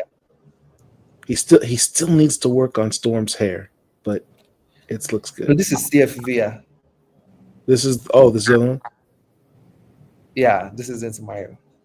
Gotta. Well, look, it speaks volumes that I couldn't tell the difference. Yeah, it's really good stuff. All of them are really good. Sevilla worked on the first arc of Avengers with Jed McKay, so he's a top-notch artist at Marvel. You know, we'll be getting nothing but top-notch art on this Storm series. I see that Infinity looks a little different. She's got the battle armor on. Yeah, because she's going to war now, and she has a pole arm. That's her own weapon. We'll be giving each cosmic entity their own weapon.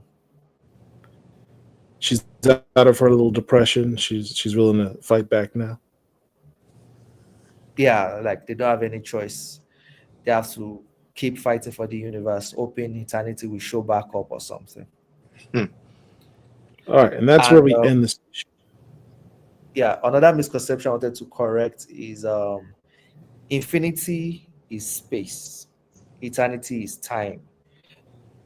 They can help each other in each other's domain. You can see infinity do things related to time. You can see eternity do something related to space. But usually it is eternity, time, infinity, space. Now, so you would think that, oh, then infinity should be the one that is containing everybody, right? No, it's eternity. Because space is contained within time, not time within space. So it's time that's expanding into the oblivion void, taking up more and more of it, not space. So it's within that time that space can now expand also. So even though infinity is space, she's contained within eternity. So it's a weird thing. Yeah. To be continued. Yeah. You ended this book. For those who read the book, make sure you read the letters, pages at the back. Maria, I told you I was going to circle back to this, where you were describing Gaia and the assumption people make that, you know, Storm is of a certain lineage of gods, and you pointed out that of the elder gods, she's actually from the tree of Oshtur, not the tree of Gaia. Can you explain what you're saying here? In the Marvel universe, I think maybe in an attempt to maybe simplify things, I'm not sure. Gaia, the elder god, is the one that births the Greek pantheon, the Titans, you know. Then she disguises herself to marry Uko to create the Finnish pantheon. Then she disguises herself again to kind of infiltrate into the Asgardian, thing, to give birth to those gods. I think she gave birth to Thor directly. Um, she does that to a lot of she does that also to the Japanese pantheon. To become Izanagi or something, to be able to give birth to every other, god there. So in the Marvel universe, all the storm gods are direct descendants of Gaia. Mm. And we say Storm is a storm god, but Storm is not one of them. Storm was not born in, with a pantheon, with a faraway this thing or anything. Storm is related to Oshtur, and she's on Earth as a human and everything. So even though she has those abilities, she has those powers, she has everything, she's not immortal. For example, she's mortal. She grows old with age and everything. Unlike the other ones, she's not long lived. She's not going to be 1,000,000 years or 5,000,000 years like the rest of them. And it's because of our own lineage, it's different. It's Oshtur. They have different physiology, they have different things. That's why we can see Storm get so furious and then transform into this form. If Thor gets furious, he's just going to enter the berserker rage. He's not going to transform into anything because it's from Gaia's line, But Oshtur's line is different, The way their physiology operates is very, very different. So yeah. So it's some of those, it's to explain why, like you said, why can, Storm transform? Hadad, can Hadad transform? Can all this stuff transform? Like, yeah, no, because they're not descendants of Oshtur. It's different. It's just our way of explaining why Storm can do some things or can't do some things that the other ones can or can't, while also using that reason to also build some little politics and interest on why, they might also look down on her and everything. The other article I thought, or letter that you put in here, had to talk about this. Storm and Black Panther's relationship has faced the most challenges, burning into ashes, and a better reincarnation always coming back to take its place. As a storyteller, I know what that means. I think the Choro fans shouldn't count themselves out of the race just yet. Why are you trolling me? In the back of the Marvel comic book. Did you write the letter? So No, but I feel I feel attacked. why? I feel the statement is directed directly towards me. Because I complain every week.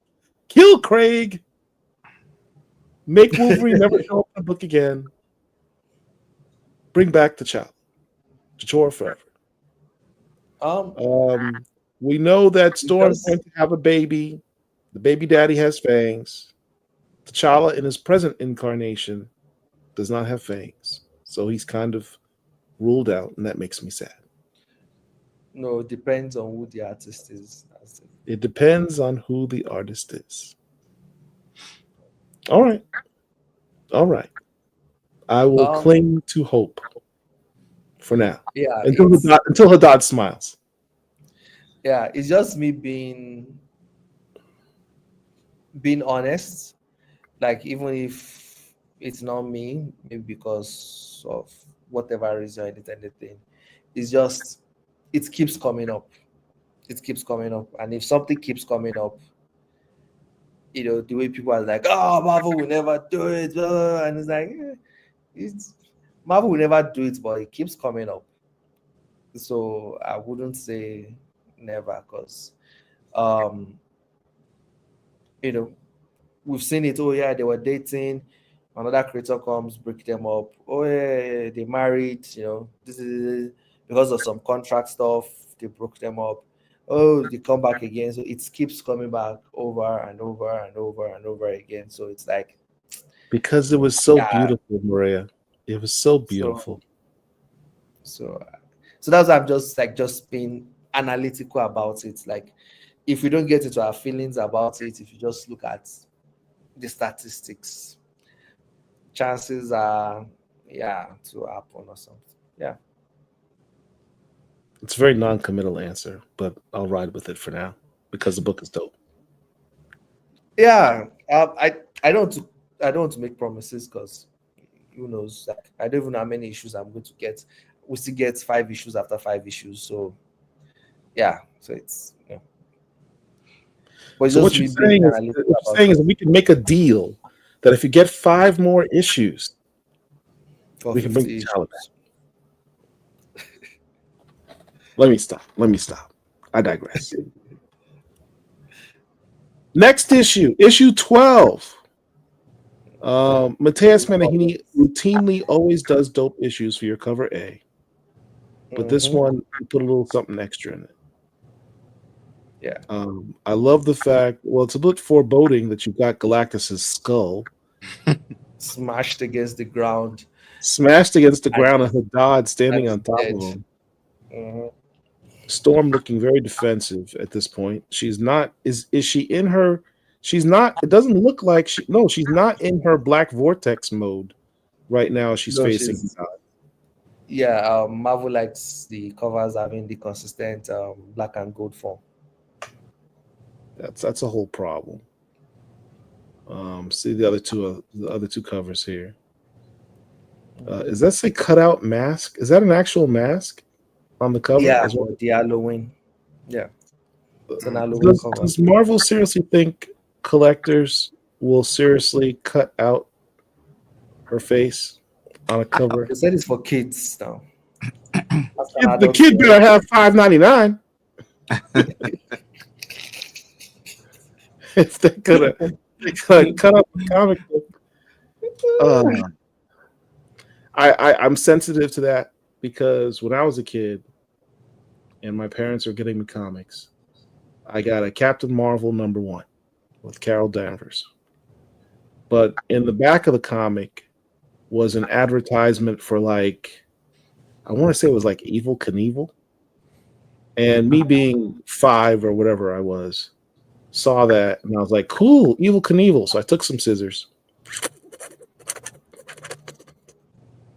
cut out Evel Knievel off the back cover. So now I have a major key comic that's missing the picture of Evel Knievel on the back cover. In the back. I was 5. So this is what happens. It happens. And it's Carol Danvers. It's like, who cares? Oh, don't say that. I like Carol. I'm offending everybody tonight. Everybody gets it equally. All right. Here's So another- Thunder War ends. Here's the solicit. It's the youngest Storm versus the oldest as Storm battles Hadad, leaving Galactus, Silver Surfer, even Eternity in his wake. Wait. Did they just reveal that Galactus, Silver Surfer, and Eternity are all going to get bodied by Hadad? They're going to catch it. Wow. The Marvel's got to work on not revealing the storylines in the solicits. Oh, But yeah. right. I think this is one of the solicits I didn't write. I didn't write this. That's kind of I didn't spoilery. write this one. Got to talk to them about that. Hadad, the first and most powerful thunder god, is set to consume the universe. The only hero capable of stopping him is Storm, and to do so, she'll need to soar higher than ever before. Will the iconic X-Men secure her place among the cosmic pantheon or be brutally brought down to Earth? Is it one or the other, or is there a third option? Because it sounds like either Storm is defeated or she gets ascended and made into a cosmic entity, We'll see. as foreshadowed in this very issue. But chances are she's going to get the ass beat. So Yeah, Well, it's we not, don't want it's that not to looking happen. too good for her right now. Yeah, it's funny how some people think, oh, this is like an opportunity to like make her super powerful. Like, dude, I don't think any Storm fan thinks she's going to win this. So He's the elder god of all storm gods. Right. yeah, that beats the Phoenix. That beats the Phoenix, Eternity, Infinity, Death, and Oblivion too. Wait, you said beat the Phoenix. Hadad fought Phoenix? Yeah, in the backstory in issue 8. Oh, that's right. That's right. That's right. That was a while ago. That seems like an eternity ago. You have covered so much material since issue 8 that literally feels like an eternity ago. Right. Yeah. Oh, you don't remember that they were saying that the Phoenix Force was his club, which means that the Phoenix Force is more powerful than Eternity, which was the shape. You don't remember that? Wow. Who's this? Boom. Is that Dr. Voodoo? That's Dr. Voodoo by Mario Santoro. He's back. He's back. One of Marvel's most underutilized characters. I'm glad to see you brought him back. I won't even ask you why he's in the story because I don't want any spoilers. Yeah, and these are previews for number 12. These are sneak peeks. I do see his hand inside that toad's mouth. Yep. That's not the Toad from like Jungle Action or the old Black Panther run by Jack Kirby, is it? That's the Toad from issue 11 that was in the foreground while Storm was talking with Silver Surfer. Yeah. She was sitting on his board. I'm assuming it's some type of magic toad. I guess we'll find out. We'll find out. Well, this isn't ominous at all. Yeah, the first encounter. First encounter of Storm, who is not, again, I point out, in her black vortex storm mode. She's just in her vibranium armor. She's regular Storm against Hadad riding the Black Winter. The Black Winter. This visual is beautiful. Who did this art? This is Mario's art? This is Mario. I love the speckled, space and the colors he uses. He could have used blues or, and he used this purple color. That's for Silver into Soul. Kind of makes it pop. Mm-hmm. Are they above the earth? She's not allowed to leave Earth, I think was your mandate, right? Yeah, yes. Yeah. Clearly she's they are above the Earth's oceans. All right. So are they going to battle in this upcoming issue? 100%. That's the promise now. 100%. Wow. All right. You just keep leveling up. On to the fan art. Storm Summer Event and Marvel Rivals. Am I the only person not playing Marvel Rivals? Probably. It's gorgeous. Wow. Check out this hair. The hair. Yeah, that's an interesting use of the hair. It's kind of dope. Yeah, extremely. Shout out to Matt Z. I love all those original designs, fan art. Yeah. So cool. Yeah. Who's got more costumes than Storm? Oh, so cute. Edition by Portagazzi. Storm number 10. Manifold Maggot. Oh, it's a recreation of the Manifold Maggot. And Storm scene. That's kind of cool. Stickers available in my shop. All right. Got Thick Storm. Thick Storm is very popular on the internet. Work in progress. Oh, this is dope. Another original design. Blesses tribes in Kenya with rain showers during droughts. Seen as a myth legend, can change into a big cloud lady. Wow. That's really dope. The one on the right, it says Storm ORORO MUNROE, but I kind of like visualize her mother or a Shocky looking like that. It's like a Yeah, shock and they're and trying fright. to make that authentically Kenyan. It's probably how like a Maasai woman would dress. Right. Yeah, it's kind of dope. This is like Savage Land Storm. Yeah, this art reminds me of all those. Is it Bruce Timm kind of art? Mm-hmm. What's that artist's name? Michael, is it Michael Cho? Something Cho. Frank Cho. Yes, yes, yes. No. It's not Frank Cho. It's Michael Cho. Michael Cho. Yeah, it looks like Michael Cho. He's the one that has that classic look. Frank Cho is the sexy artist one. Wow, this is beautiful. Yeah, That's dope. tell us stuff. Who did this? JGM Petro. Pietro. Oh, it says Lucas Wernick. I Oh, love it's this design. designed. Oh, it's designed by Lucas Wernick, but the art's by Yeah, Okay. Yeah, that's what's up. That's dope. hmm Wow. More thick stuff.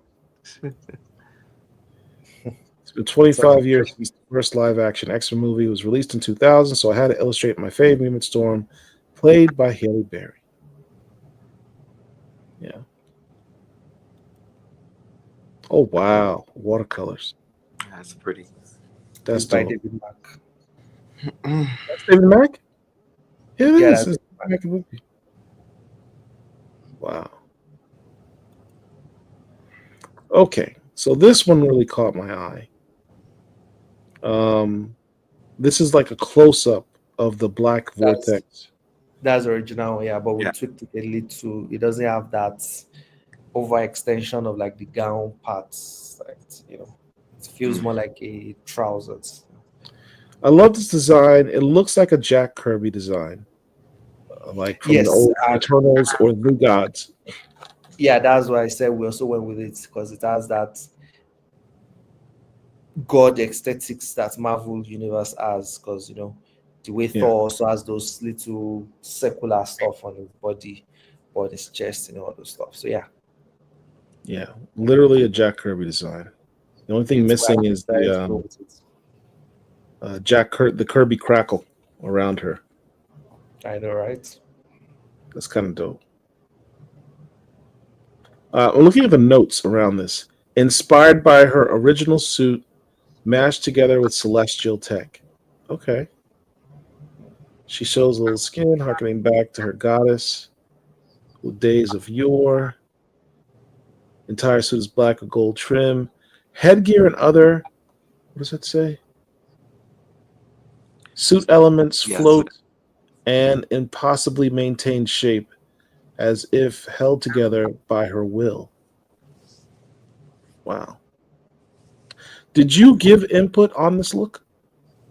No. This was designed way before. This is like 2014. Oh, really? Mm-hmm. It was a crossover between the X-Men and the Guardians of the Galaxy. Oh, what is that? The black X, yeah. the Black Vortex storyline. Yeah. I remember that. That was a Yeah. long time. Was it not written by Sam Humphries or something? Yes, some parts of it were written by Sam Humphries. Yeah, it crossed over between, I think, X-Men, all new X-Men, Guardians of the Galaxy, and was it the Star-Lord solo? Maybe something like that. Yeah. Yeah. God, I barely remember that. And she was in space, powered up. Yeah. Wow, I'm gonna have to go track that down and reread that.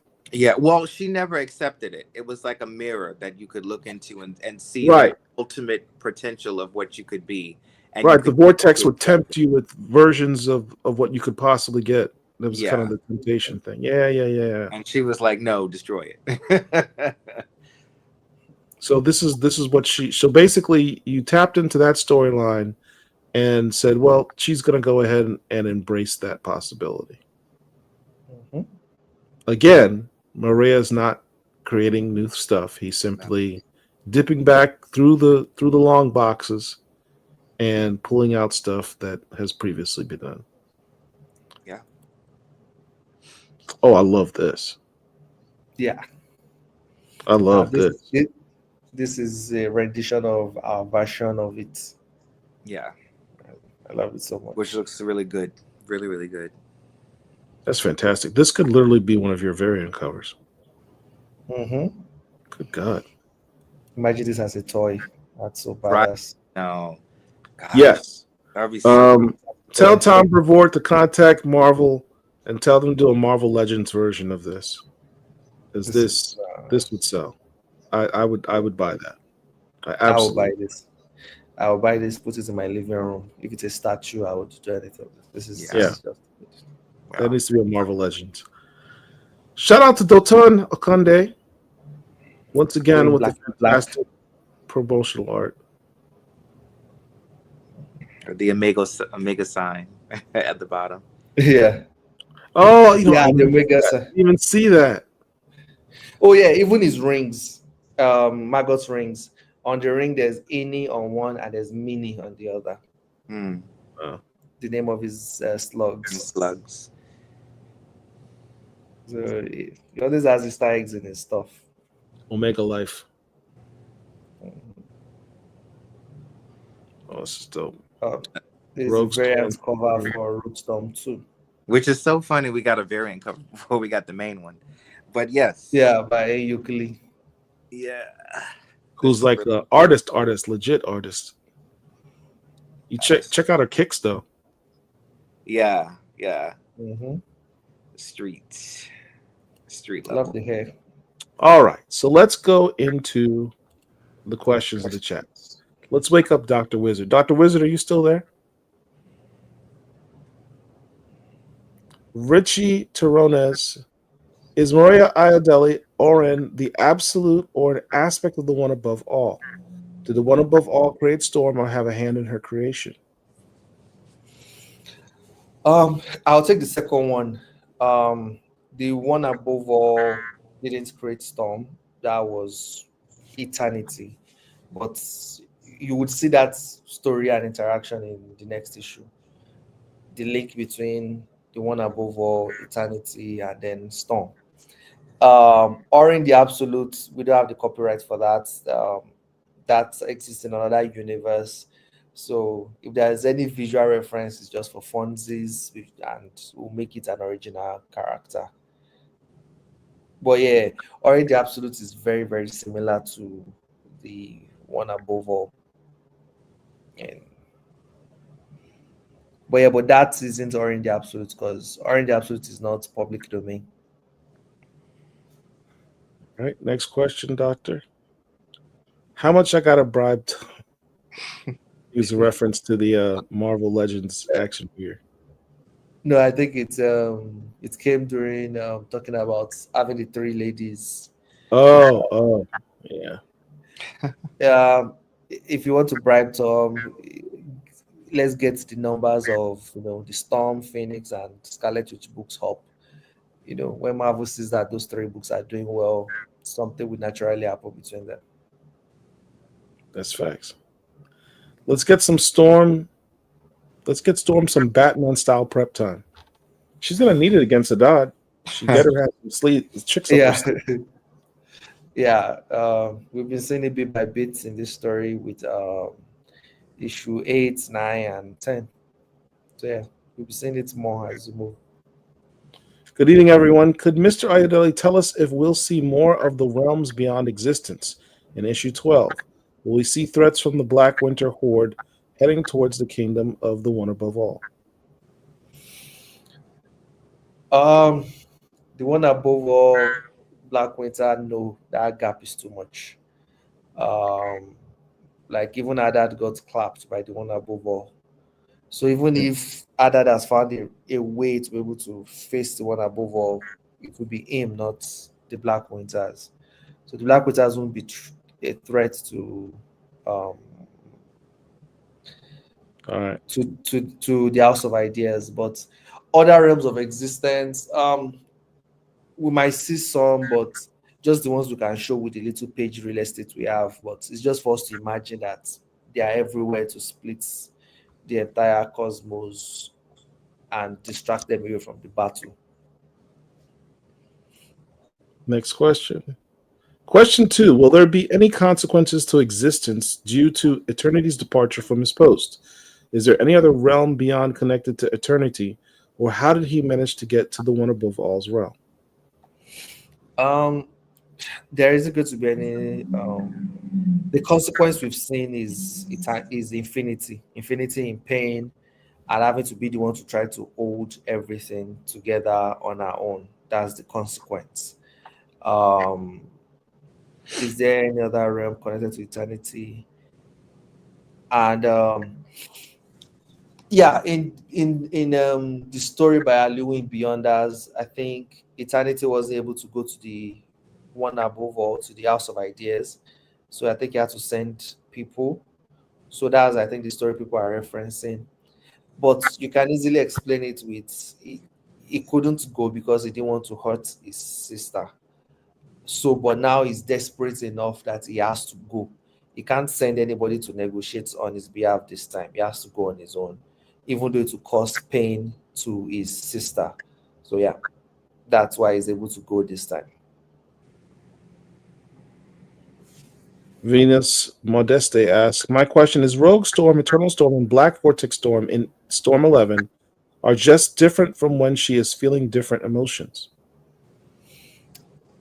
Um,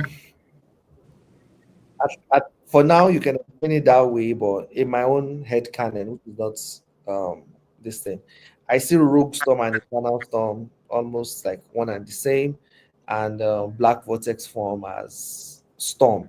That's another form. So for now, it's still two that we have. That's just to me.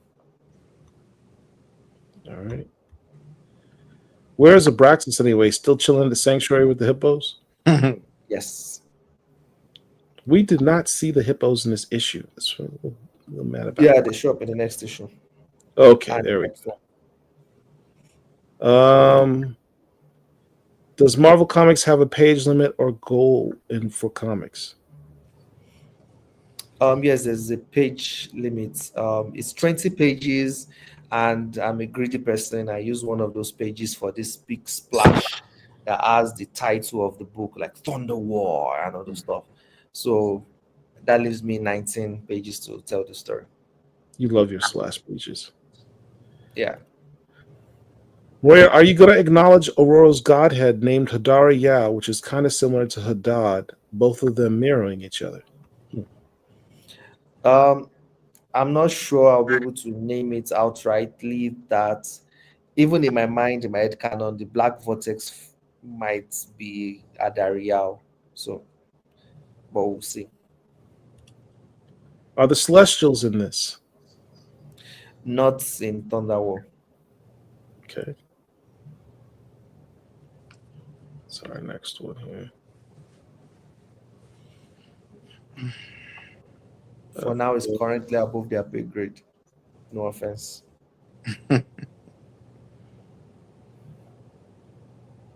What's our next question? Gateway tells Aurora to shape a better universe. Would that be literally? Would Aurora be the axis of the universe? Or would it be symbolically?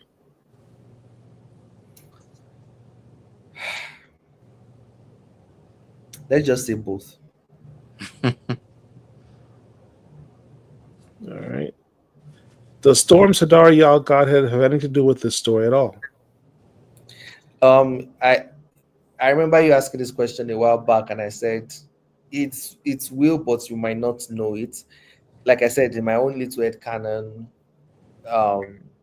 because this form that she's in is because she's an elder god and because she's a god in quotes. That's why she can enter this form. Is also why Adariel thing is. So I think they're like one and the same.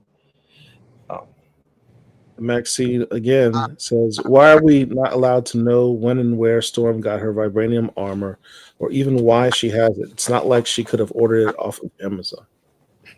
Sure. It's not that we're not allowed to do it. It's just story real estate.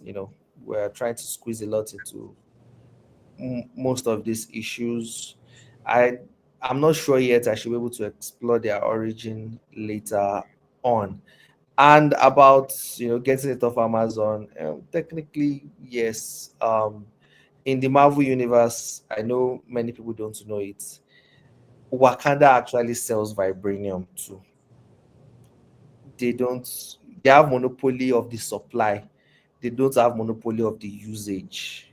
They sell it too. You saw it in Imperial, that even other people in other galaxies buy from them, because even in another place in the galaxy where there's a moon that has vibranium rich, there's also monopolized that too.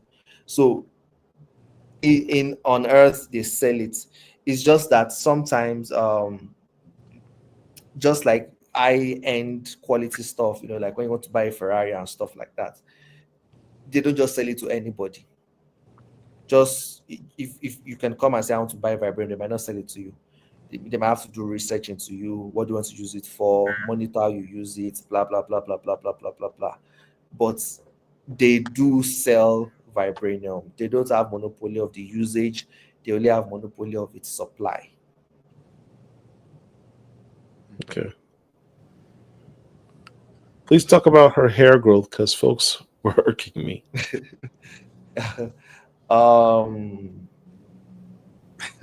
Story wise, when she got into the black vortex form,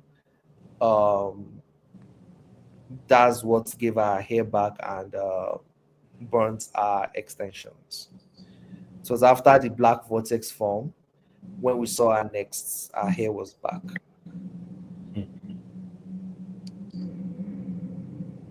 That's story wise. There's a theory that the one above all is connected to Storm, and he favors her or her bloodline, which is why, even though she's human, she can defeat abstract entities. Is this true? Not really. The one above all tends to be unbiased.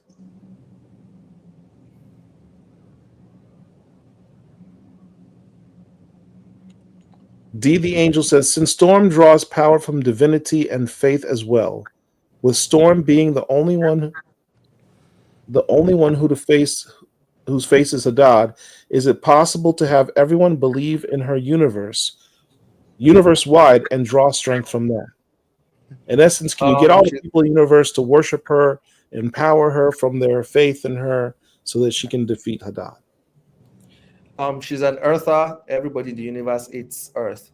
On Earth, she's a mutant. Everybody on Earth hates mutants. So, yeah, even if she has that power, she's not going to have enough to beat Hadad through that route, because people hate mutants, people hate Earthers, and she's a black woman for that. So, yeah, she's not going to get that enough juice through that.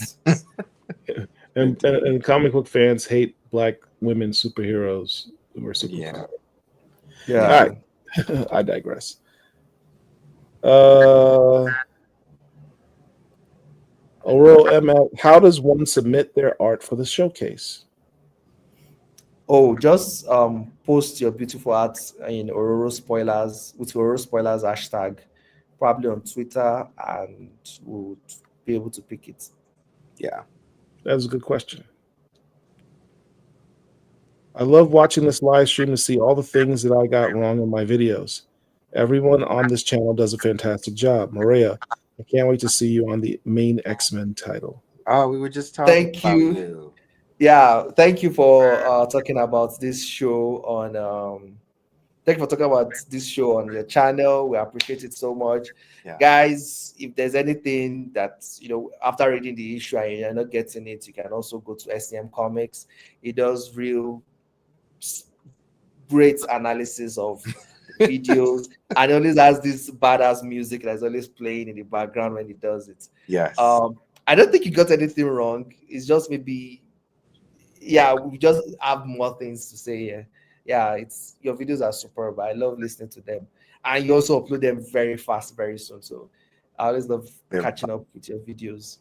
Yeah, and he called Agent Fabi Snoop Dogg.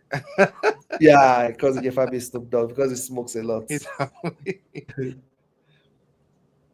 Aurora has had a conversation with her dad.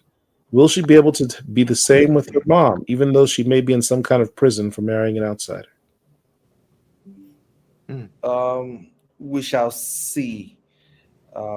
the X-Men Hellfire VG was me just trying to do a little thing with the mother, but without something more substantial in the series, hopefully, if we get enough issues. Did Scarlet Witch single-handedly defeat the Dark Winter, or was it a collaborative effort with her companion, the Never Queen? Let's just say she did it on her own. Here's a question I have. Is Aquagon coming back? I have no idea myself. We're still waiting on Oni Press. Oh, by the way, we have good news from Aquagon Brutalizer of Gods. We got nominated for the Glyph Awards for Best Arts and Best Writing. We didn't win though, but we lost to wonderful creators that are superb, that we love their work. We also got nominated for the Dwayne McDuffie Diversity in Comics Award. You did? And yeah, that's huge. That's very huge. And then there's another very prestigious award that we've been banned not to talk about it yet, but announcements should be coming middle of this month or later this month. We also got nominated for another award that should come out this month. If you are enjoying Maria's take on the gods, if you're digging what he's doing, I strongly suggest that you make me big here.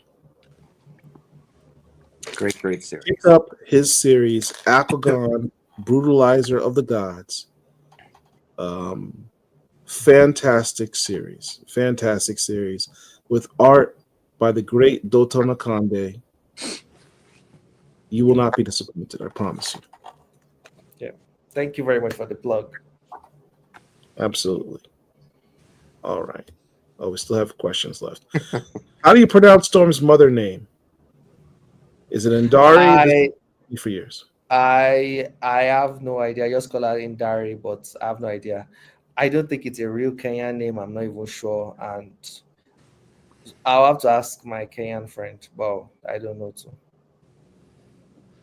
If I see Chris Claremont at the New York Comic Con this year, I'll ask him because he came up with the name. So yeah, that's true. Are we going to see Oshtur in the series? I didn't see that previous question. What? Yeah. Okay.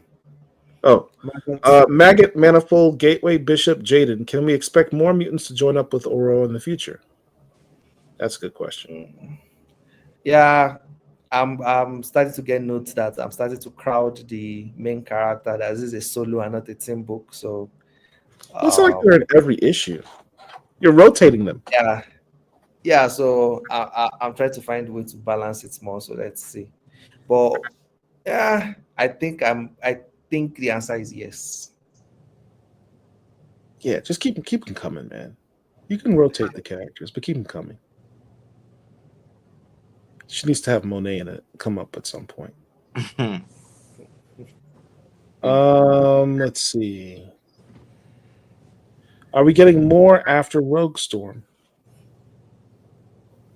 Yes. Okay.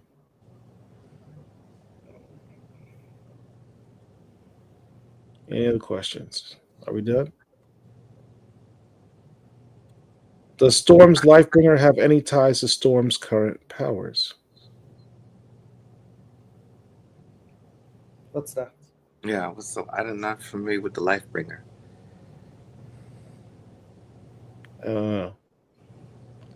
Sorry, we don't. Life Dream.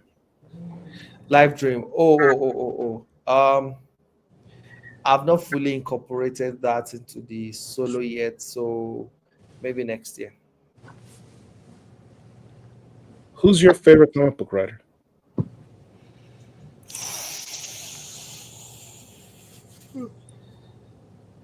That's a tough one. That is a tough one. That is a tough one. I might just have to list many. I don't think I can choose one. Give us like top 3. Yeah. Daniel Warren Johnson, Donny Cates, Jonathan Hickman, Brian K. Vaughan. Yeah, I think those are my top 4. If they release anything, I try to read them. I still have more, but those are ones that I don't miss their books. It's not escaped me that the writers that you mentioned are all well known for doing either very dense writing or very dark writing. Yeah, and That scope speaks of their stories. volumes about you, Maria. Yeah. Can you say or not if Rogue Storm is a direct sequel event from this particular Storm run? Oh, it's a direct sequel. Is Rogue Storm going? Is Hadad going to attack Storm with multiple Black Winters next issue? Yes. Is Rogue Storm going to be its own run, or will it be filling in for your standard run until the event is over? It's going to be a standalone story that you can read alone, like Old Man Logan, like Dark Knight Returns, like all those stories. It's standalone. You can enjoy it. You can love it. But if you'll be following the Storm series, there are things you're going to see there and you're going to be like, oh shit. So this is what's done to this, and this done to this, and this done to this, and this done to this. You're going to enjoy it way, way more. For example, let me give one little major spoiler. The Storm Engines. The Storm Engines. You've seen the Storm Engines in Storm 6. You've seen the Storm Engines in X-Manhunt, Omega. You've seen the Storm Engines in issue 9. But in the Storm series, they've not really done anything. They've just been there sitting and powering up the sanctuary. In Rogue Storm, you're going to see the Storm Engines do some crazy stuff. And for someone just coming in, you just be like, oh yeah, giant bots. But for you that you have been reading, you'd be like, man, finally those guys are doing something. So yeah. So what issue number you said that was going to be? Rogue Storm. Rogue Storm. Okay. Is a big question. Is Storm permanently changed from Eternity? I wouldn't say permanently, but she's emotionally changed and kind of physically changed, but not in the way you expect. So you should try to answer that question. All right.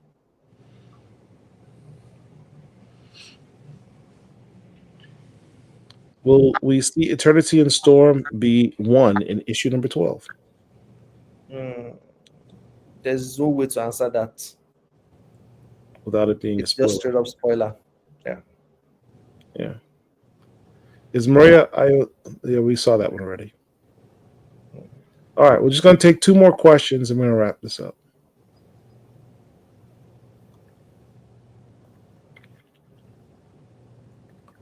Are Storm and Jean cosmic sisters? Yeah, technically. In the X-Men, again, I think I got a lot of heat for not saying they are best friends, but I see that they are my sisters. They call themselves sisters. So in the X-Men, they are sisters.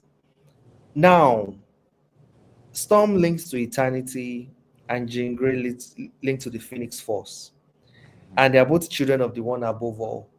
So on the cosmic side too, they are also sisters. So it's funny. Sorry again, I don't want to always overemphasize on the haters.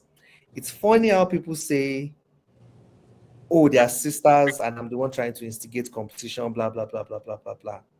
Rather than seeing the fact that I just created a way for them to actually be sisters on all fronts. That as mutants, they are sisters in the X-Men. And on the cosmic landscape, they just became sisters as well. But no, that's when you realize that the old that their sisters thing is not really true, it's just fake. They want one person to be superior to the other and not equals. Right. If eternity being linked to Storm should not bother you, if you indeed see Storm and Jean as sisters, because you Right. would love it that, oh my God, they're sisters here, and also in the cosmic side of things, they're also sisters too. Yeah. How do you owe the brilliant idea of using an almost forgotten force of the black vortex to be the new form of the storm? Or how did I get the idea? I think I already explained that. I knew Storm is holding herself back, and when she lets loose, she transforms into a form. So I needed a form, and I decided to pick one from the history rather than create a new one, because of, when I work. Dwayne McDuffie has said it long before, and it's something that I kind of use when I work. Dwayne McDuffie said, when you write Daredevil and you write a story where Daredevil outsmarts Thor, everybody says, wow, that was so creative, that was so intelligent, that was so nice. If you write the same story of Black Panther outsmarting Thor, it becomes, yeah, you're He's just overpowered. power scaling is overpowered. It doesn't make any sense. It doesn't do this. So Mhm. I have to avoid that. I have to, go in the past to pick something that another creator had done and bring it to the forefront. Till it might not also be erased, it might also just be the fact that I'm a new creator. So till I can say, oh yeah, this guy has been working in Marvel for 10 years, for these 10 years, he's allowed to create new things at least. So yeah. All right, here's the. And will she name any of her weapons? Yeah, I think we already said that that will probably come later or not at all. All right, here's the last question. Does Storm have a good chance of becoming the next Sorcerer Supreme? I know who it is, I can't tell you. All right, that's it. It's a very good choice. Fantastic choice, the best choice. Okay, so we will be back. When's the next issue drop? Oh, I don't want to talk about it. A long time. But again, when it drops, it's just, I think, 2 weeks before Rogue Storm 1 Yeah, drops. close together. And you're writing Rogue Storm 1, right? Yes. All right. Everyone out there, if you're digging what Maria's doing, make sure you've pre-ordered Rogue Storm 1. Hit up your LCS, tell them to add it to your pull list, or tell them that you would like to pre-order that book. Those pre-order numbers are what Marvel looks at when they say, hey, this book is good. We need to continue to either give him more work or continue this book or what have you. Very important. It's like voting. This is your opportunity to vote for Maria Iodelli, is to pre-order that book. So you have your marching orders. Thank you very much. That being said, thank you all for joining us. Appreciate you all. Please, before you go, like this video. Just take a second. It doesn't cost you anything. Like the video, subscribe to the channel, and please share this video on your social media so we can help the channel grow. Really appreciate each and every one of you.